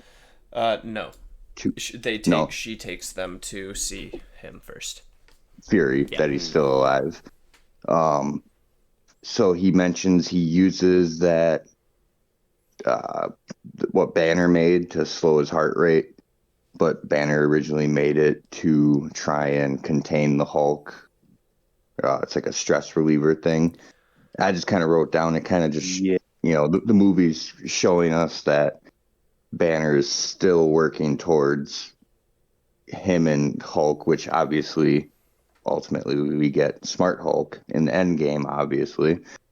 But yeah, that he's still trying to figure out how to contain his alter big green ego. Yeah. And Joe Russo, actually, we also get in this scene. Yeah. We do, and I've looked into that because did we talk about this I think it on was On Friday? Friday. Yeah, about whether or not it was the same Doctor, whether or not it was the same character in Endgame, and Joe Russo was also in Civil War as a Yeah. Doctor. Yep. Um, The dead but one. they clearly well, this is on IMDb. But in Winter Soldier, he was Doctor Fine. In Civil War, he was Doctor Broussard. Which Doctor was he in that? I can't remember him being in Civil War. Oh, he was the one who was supposed to interrogate Bucky, and Zemo killed him. Ah, right. He's only seen in the picture of the dead guy in the tub. Ah, right. Okay. Um, and then in Endgame, he's down as Grieving Man, True. which I suppose Grieving Man, he could still be one of the he could still be Doctor Fine, Yeah. I suppose. That could be open, it could be left for open to your interpretation, if I the fan suppose, yeah. wants him to be Yeah. the same, or Yeah. Yeah. if you want him to be I want somebody him to. different. Yeah. Yes, I so think do that'd I. be I, So do cool. I. I want to be the same guy. Yeah. It Yeah. would bring the relationship, it'd be more meaningful why Steve was asking him and so into his, Yeah. you know, Yeah. Yeah, I agree. experiences or whatever. Well, this is also going off on a bit of a tangent too, but like I do think that like part of the reason why Steve was doing that whole thing in general was because of Sam, because he lost Sam. Because that's really like that was what Sam And was doing. Bucky. We lost both of them. Yes, but like I think specifically what he was doing there was because of Sam. I don't think Bucky had an influence on that particular thing. Well, Because right, that's what because I mean, Sam used to do. yeah, Yeah. doing the counseling. Yeah. See, I Yeah. always kind of thought Steve did it, and it's not true, but like for a while, I always thought he did it kind of for himself, Yeah. to to get his problems out, I mean, I wouldn't be but surprised at also that either. but also selfishly, also doing it for everyone else. Like maybe it started out with something to help and cope for him, but it ended being different. Yeah, I'm on board with that. Yeah. But sorry, getting back to the movie now. Yeah. Again. I'm sorry I keep taking us off on so many tangents today. It's just I guess it's that kind of day. Yeah. But yeah, so Fury's alive. Steve's like, all right, we got to stop these helicarriers from getting up to a certain height and killing all of these people that it deems to be a threat. So I'm going to do the first logical thing and break into the Smithsonian and steal my old costume. Which he does. And it is I don't know how everyone else feels about it. It is my second favorite Cap suit in the MCU. Yeah, second favorite. Very My closely first behind one's Endgame. See, I like the one he started off in in Winter Soldier, where it was just Yeah. all sort of dark blue and the stuff. I quite like that one as well. I'll be I'm not honest. I like his sorry, what? Go ahead. I was going to say I think there's not a suit I don't like actually of Cap's, to be fair. So First Every Cap. Avengers movie. I didn't like that one. Actually, yeah, that's the only one for me. Yeah, it might be the worst for me actually. Yeah, But okay. my favorite, I think, is Age of Ultron, just because like his arm has like that magnetic band to the shield Yeah, and that's everything. cool. More Yeah. of the technical parts of it, not really the look, but Yeah. I like the World War II Cap. That one for me. Not the he propaganda also one gets when he's actually fighting. Yeah. he also Yeah. gets a certain security guard fired by taking that suit. Yes. Yeah. Yeah. Yeah. The main man. Yep. Rest in peace, Stan. Yeah. Yeah. Yeah. But yeah, he Stanley was so fired from that right there. Lost that museum job. Had to unfortunately become a FedEx driver, which Yep. Start delivering to people named Tony Stank. Tony Stank. Yeah. Excellent. But yeah, during this, Steve, Nat, and Sam, they're getting ready to go stop these helicarriers, and I think it's around this time where Bucky's starting to ask questions about who is Bucky, Yep. because he still Yeah. doesn't know, and they're just like, all right, wipe him and send him into battle. And Yeah. I think he was asking too who was the man on the bridge. Yeah. Yes. Yeah. Yeah. And of course, like a lot of these movies tend to do, it's, as Deadpool said, a giant bowl of foreshadowing. But yeah, then the fight basically takes place. It's the battle for Shield inside, and then the helicarriers to stop murdering people outside. Just the whole thing about Rumlow getting the one guy to start Project Insight just to make it operational. Yeah. It sorry, just to jump in there, Tom. It starts with The Cap with Cap having a epic speech, and it just every time forget that I part. watch a film now and Cap does one of these speeches, and they're always really good. I just picture Scott Lang going, "Yeah, Pretty it's good so at that. funny." Yeah. I know, right? Yeah, yeah. Oh, yeah, Rocket says he's Yeah. pretty good at that. And then Yeah. Scott, I know, No, right? I just can't. But it's so funny. That's just brilliant. So, and that's all I was thinking about when even making that speech. But yeah, it's a good speech. It's a very good speech. Yeah. And actually, the guy who was really most impacted by that speech, because he was the one who was the man to turn the switch, I guess. He stands up to Rumlow, says, "No, I'm not going to do it." Faces the repercussions, but we do see in Age of Ultron that he is back with S.H.I.E.L.D. He's working on the Yeah. helicarrier. Yeah. He got promoted. Yeah. Promoted from Which is great to see.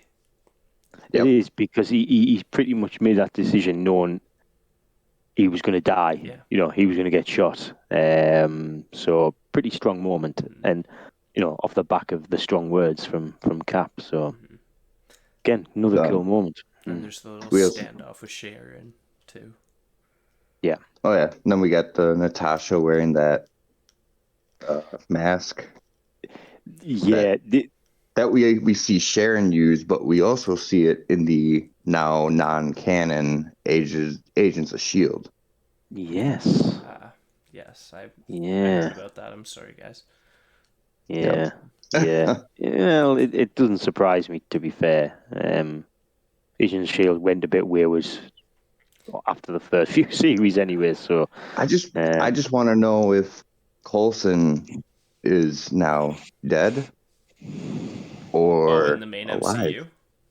Yeah. yeah, I think he is, isn't he? I think it's kind of been the whole time that he's been dead, and that if Agents of S.H.I.E.L.D. was connected, like, that it's just been hidden from the Avengers. But I think by that point, after the dissolving of S.H.I.E.L.D., where all their secrets were leaked, they would have known. Yeah. Yeah. That's true. Yeah. Maybe that's I always thought that Coulson might have ended, especially in Endgame. I thought if he was going to come, we might have seen, but then it wouldn't have really made sense for him just to turn up in Endgame because a lot of people would have been like, where are you from? Where have you come from? You were gone. Well, Yeah. we can always wait. Ago. There's still Black Widow. No. That's still after he's dead, though. Oh, yeah. Right. But to kind of show if maybe he's alive. But yeah. Because I'm trying to think where else he's been. Captain Marvel? Is that it? Yeah. First few Iron Man Avengers, Captain Marvel. Yeah. Yep. He was in Thor. Yeah. Oh yeah. In Thor. I don't know if he was in Thor 2. No. Or was it after Good for him. Yeah, I mean, it was after the Avengers movie, but also, I don't think he would have wanted to be in it anyways. Oh yeah, because in Agents of S.H.I.E.L.D., they got a bunch of tech, and they were like, Yes. "Oh, this was after." Yeah. Yeah. Okay. Just going back to that fight scene with Nat and the face mask. I mean, this might not resonate with you guys, but the actor Jenny Agutter, who has that bit of fight scene before she reveals, she's a really big actor in the UK. So to see her fighting like that was fucking awesome. I know that probably doesn't resonate with you guys because she's probably not well known on your side of the water type of thing, but that that was quite a cool thing to watch, especially down because I remember thinking, is she just a kick-ass fucking agent now? And then it got revealed it was Nat. I was like, oh yeah, that makes more sense actually. But it was pretty cool to say that. So yeah, I just had to put that in. You know. Oh yeah, still like I think that's one of the best fight scenes in the movie, still in my opinion. And there's so many, it's hard to say which is obviously the elevator scene is the best, but falling behind that, it could do anything. I just love the Nat fight scenes. I just think they're so stylish. I don't know, just the way it's not necessarily the way she's sort of flinging herself around because that's cool, but it's the use of it's a use of technology when she needs to. You know what I mean? She'll. This is going back to that little fight scene she had with the Winter Soldier. You know, she throws the electronic thing to numb his arm, type of thing. You know, just little things like that. She's just a top quality fighter, and fight scenes are good. Yeah, she's actually one of my top 5 heroes that I was gonna bring up at the. I don't think I'll have time to go over my next 2 heroes today. I'll say this. I definitely won't. We might have to cut that short, but I can, when we're done with this, I can go through my quick list of who my rest of my top 5 are. Black Widow is actually on there. Yeah, cool. Kind of for the same reason you just said, her fighting style. Yeah, just everything about her, really. Well, actually, and Zach just... twice. Oh, he's back. 2 Was times. That a misclick or no? You got tossed. Okay. Yeah. I was like, I'm not sure, but okay. But so it made up for Friday now. Yeah. Like, I'll show you. It's like, I'll get you twice in 20 minutes. Yeah, exactly. 2 hours last time, not this time. Yep. But now we, for the first time, see what's under Nick Fury's eye patch.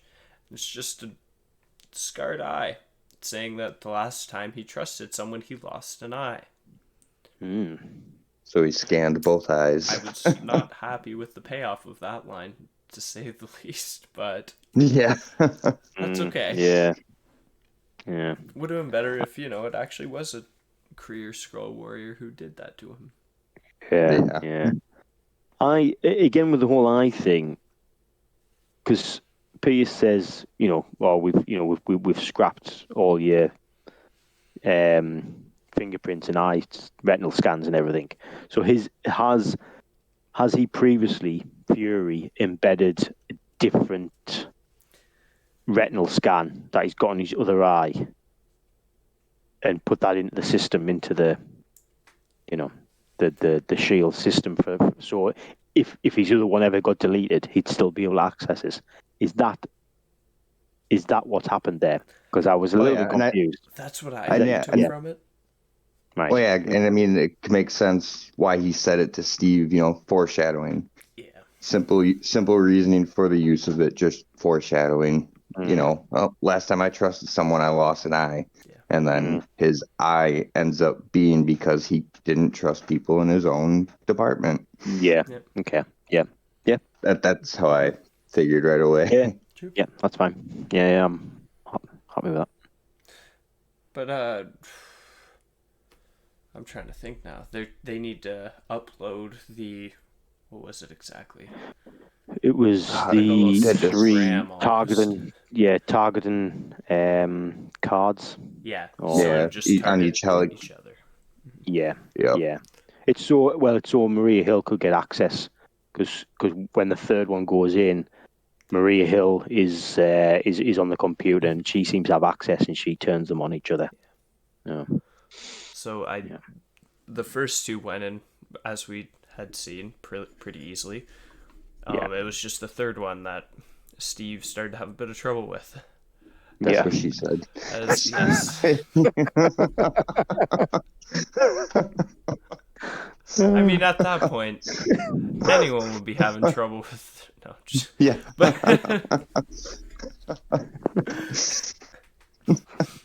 I was gonna hold back, but then you said, but then Steve started having trouble. I'm like, okay, I can't hold it back.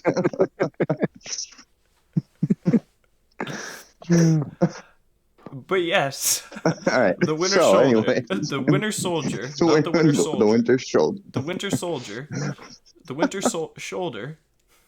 Sure. I mean, yeah, he And he's we are there to not stop drinking him. today. No, and Yeah. might not believe us either, but it's true. Yes, he's there to stop Steve. They have. I keep remembering these fights now, and I keep wanting to say this is one of my favorite fights of the film, and I just like I know what my favorite fight of the film is, but like, oh my god, they're all so good. Yeah, they are. I can't believe I'm still in awe over this movie even now. But yeah. Cap and Bucky continue to fight, and honestly, Cap ends up getting the thing in. Hill gets control, but in reality, I don't know if any of you guys have seen Invincible yet, but he gets really Mark Grayson to say the least, and just gets his ass handed to him. Yeah. Not as bad as Mark Grayson, Not but even yeah. close. Not even close. But yeah, And, yeah, and by that point, I think it's probably one of the most touching lines of the movie, where Steve goes back and does that little call out to Bucky, and he says, "'Cause I'm with you to the end of the line, Buck." And right before he's about to kill him, Bucky realizes. Yeah. And that ends up leading to him saving him. But before that, we also had, I believe it was Sam fighting Rumlow. Yeah. Ooh, and did you notice that little cameo hint? It was more of a visual hint or foreshadowing. When Rumlow takes, when he takes the coat off, he's got the cross. Yeah. That was pretty cool. Or when they find his body after too. I think it was even more scratched into him. Right. Yeah. Yep. Yeah. That was neat. And then just the whole thing when Sam jumps out of the window and Nick catches him. It's like, I said like 35. It's like I couldn't, it doesn't start on the ground level. I couldn't count from there. You don't put the numbers on the outside. They don't put the numbers on the outside. Which I'm not gonna lie, I was thinking of this recently. Like I saw a picture on Twitter and there was a building with the numbers on the outside, and I'm like, why? Like for this, was it for this reason? Like, were you trying to make the joke, or like is this genuinely a threat a lot of people have? Like, and I did like, though, they showed Sam jumping into the helicopter, and then in Falcon Winter Soldier you get him flying through a helicopter to save multiple times. Multiple. Yeah. There's a lot of helicopters. Yeah. It was, wasn't it? Yeah. But yes, by the going back, Bucky takes Steve out of the water, saving him, as they both were most likely going to drown and be killed by the multiple ships falling down on them, as I'm assuming a lot of other people in Washington, I believe the Triskelion is. Yeah, I think so. Yeah. Because that's they show the state capitol and everything. Yeah. Yeah. All right. Okay, good. We are on the right track. Yeah. But yeah, I guess the epilogue of this film, more or less, is Nick Fury seeing his own grave, deciding that he's going to stay dead, which we all know how that went, Yeah. and is continuing to go, which is maybe this is one thing. I don't think it's necessarily this movie that bothers it for me. It's just maybe after Age of Ultron when we don't really see him, and then it just seems like, oh, in Infinity War, Fury's clearly he's working again. People know he's alive. Yeah. Yeah. It's like, what happened? Right. Yeah. Um, It's you guys caught the Pulp Fiction reference on his tombstone, "The Path of a oh, Righteous Man." Yeah. yeah. I love that. Yeah. Yeah.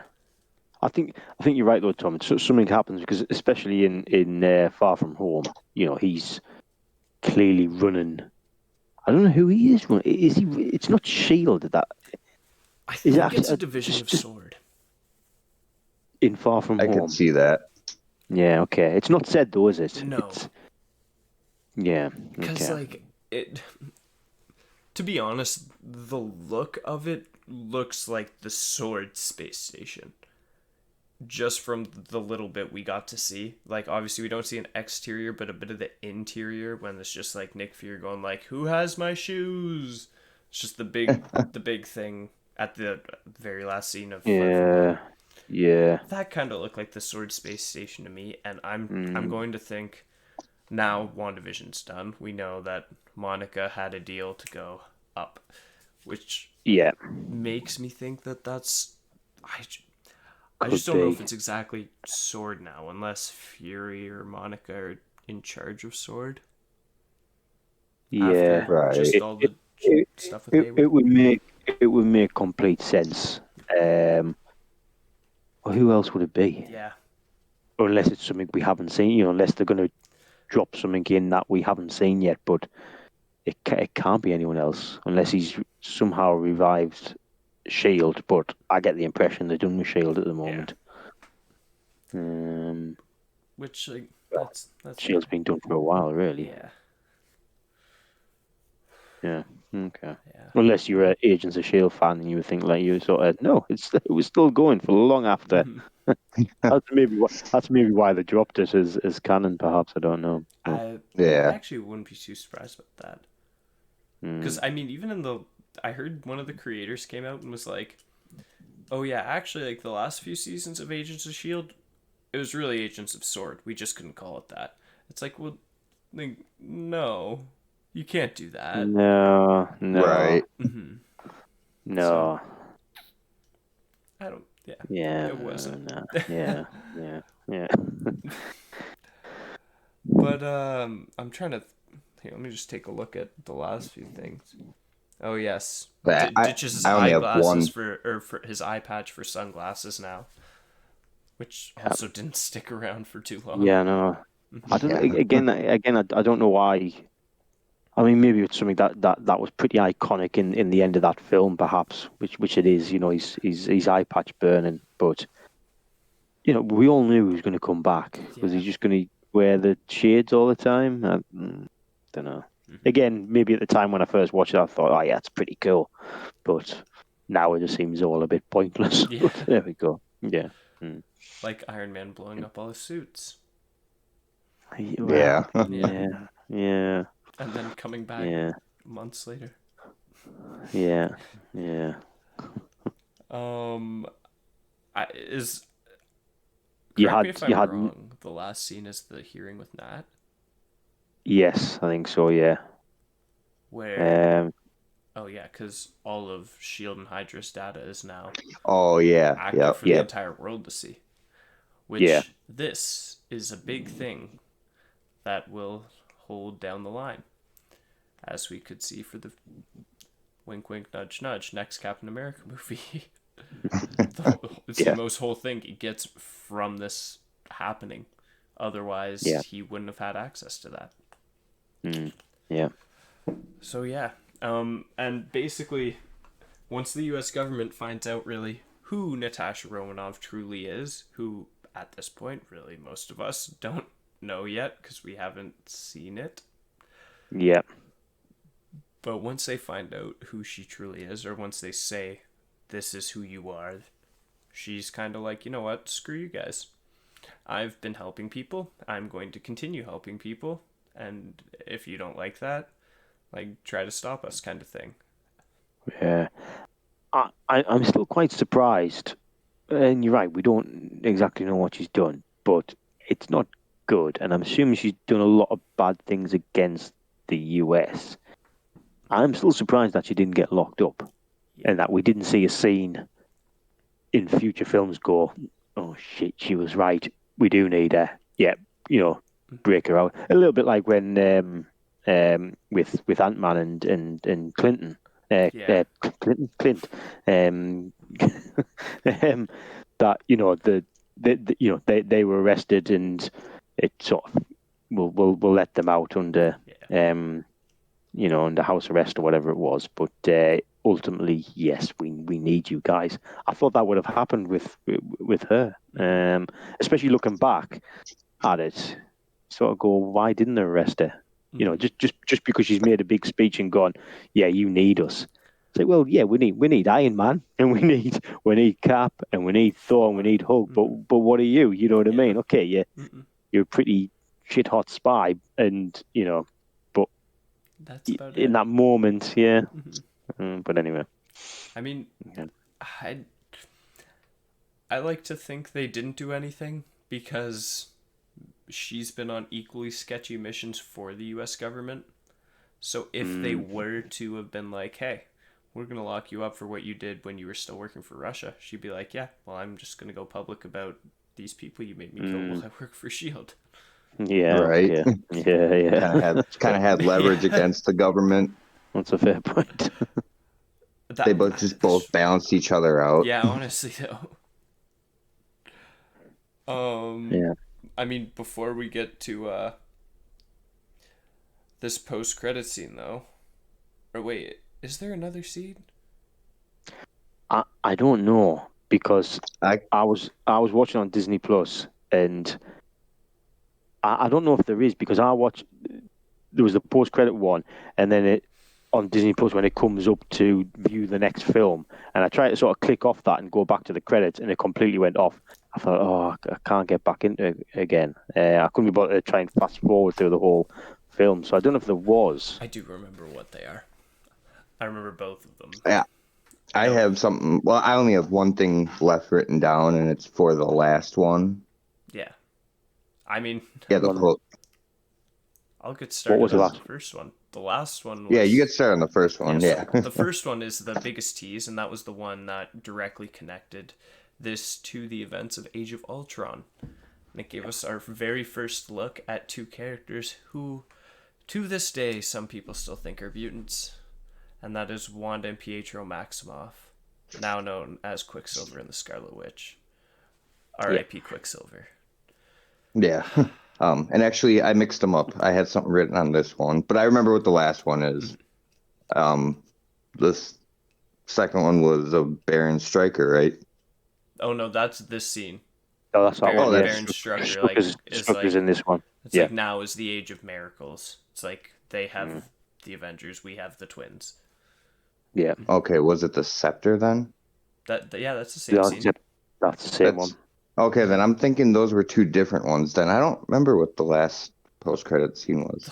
The last scene is Bucky strolling through the museum with the missing Cap outfit, and he looks at the memorial of himself, remembering who he is.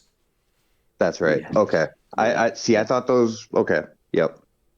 Another thing I had written with the twins was specifically with Wanda.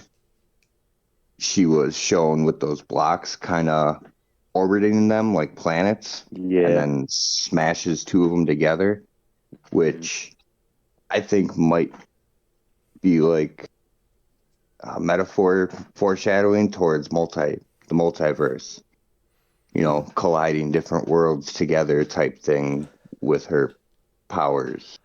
I'll say this, I definitely don't think it was meant to be, but I think it works perfectly that it is. Yeah, I don't think they intentionally did it, because I don't think they knew where they were going to go with her, but... I don't think they were planning on using her too much, because I don't think they knew they were going to get the rights back from Fox. Right, but now they could definitely like correlate that and be like, Yeah. "Hey, look what we did." And I was gonna even say they kind of already have done that it's technically, I guess, right before in the actual timeline of the MCU before that post credit scene would have taken place. Wanda would have just had her first exposure to the Mind Stone, where she would have had that Yep, vision of the Scarlet Witch. yep, So it's there. Mm. It makes sense. Yeah. They've put that there for us. So I think I like that theory, Zach. yeah. I think that would be dope. At first, Yeah. like I was thinking WandaVision, but I mean, she collided TV shows together with the real world. Not really, Yeah. Yeah. And Yeah. Yeah. No. yeah. I mean, I think by this point everyone kind of has realized that the real villain of WandaVision was her grief. Yeah, So if not, or like you Hayward. should rewatch the shit. Bastard. Hayward's just a dick. Just Yeah, it's not coming to my mom's Mother's Day dinner tonight, to say the least. yeah. Doesn't have a seat there. No seats at the table. Yeah. Speaking of, I can't wait to eat some burgers for Mother's Day. No. But I mean, honestly, I don't have too much more to say about this film other than that. Yeah, I think I now have to rewatch it again because us talking about it has got me so much more hyped for it. Like I did more or less recently watch it when my friend was doing his rewatch, which we're now Yeah. on the X-Men films, by the way. Ooh. So Which one? Which one? we just finished X2. Oh, So it's right. about to get bad for the next two. Downhill from there. Yeah. I kind of told him, I was like, yeah, the first two are good movies. He was like, what about the rest? I was like, Deadpool's a good movie. Like, Days of Future Past is all right. Logan is a great Yeah. movie. Yeah. I don't First know Class? if you guys have seen Dark Phoenix. Oh yeah, No. I have. It's it's not horrendous. I'm not saying it's good, but Yeah. maybe because everyone talked about how bad it was, and then when I watched it, I was like, oh, it wasn't that bad. Yeah. But I'm never going to watch it again. I think it's better than The Last Stand. Oh, Last Stand was Oh horrible. yeah, Last Stand was horrible. It was horrible. Yeah, I was like, oh, I mean, he's going to that's hate not me so saying much for much. making him watch these two. it's when you've got such great. You've got Patrick Stewart, you've got Ian McKellen, you've got Hugh Jackman in that film. You think, oh my god, what have you done with these guys? Putting them in that film, it's just horrendous. Yeah, but yeah, you're right. You're probably right, Tom. Dark Phoenix might be better than that one. Oh, yeah, Kelsey Grammer was the beast in that movie. Yep. Yeah, Like, yeah, wasted character. yeah. Oh, this Yeah. is why we're so glad Marvel's getting these characters before we absolutely blow the roof off our houses with how mad we might get about it. I Yeah, don't know about you guys, but definitely me. they're all going downhill. The X-Men, Spider-Man, Spider-Man films, they weren't going in the right direction, which is probably why they've ended up back at Marvel because, deals can be done and they've realised that they can make more money with it being under the Marvel umbrella, I think, Yeah. And or Disney umbrella, whatever. Yeah, yeah. Ooh. The home. The proper home. the home, Yeah. the proper home. Yeah, We just now officially need Spider-Man. So Sony, please sell your company or just give the rights back, please. Either yeah, one. yeah. Be okay with that. Just give it back. Just come on. Why are you doing this to us? Forget about the money. Just hand it back. It's fine. Please. It's like you've put us through enough pain as it is. Like we don't need. We can't take anymore. But Okay. I mean, do you guys have anything else you would like to add? I was just gonna say my 5 and 5 real quick. And actually, Yeah. I forgot to say a Loki quote that was actually my favorite last podcast. In Ragnarok, where he said, "I'm looking for safe passage through the anus." Yeah. So, He's I just was like, Yeah. huh? Yeah. I was looking through my notes. I'm like, I forgot this. That's like the best one. Um, but yeah, no, if you guys don't mind, Yeah. Yeah, go for it.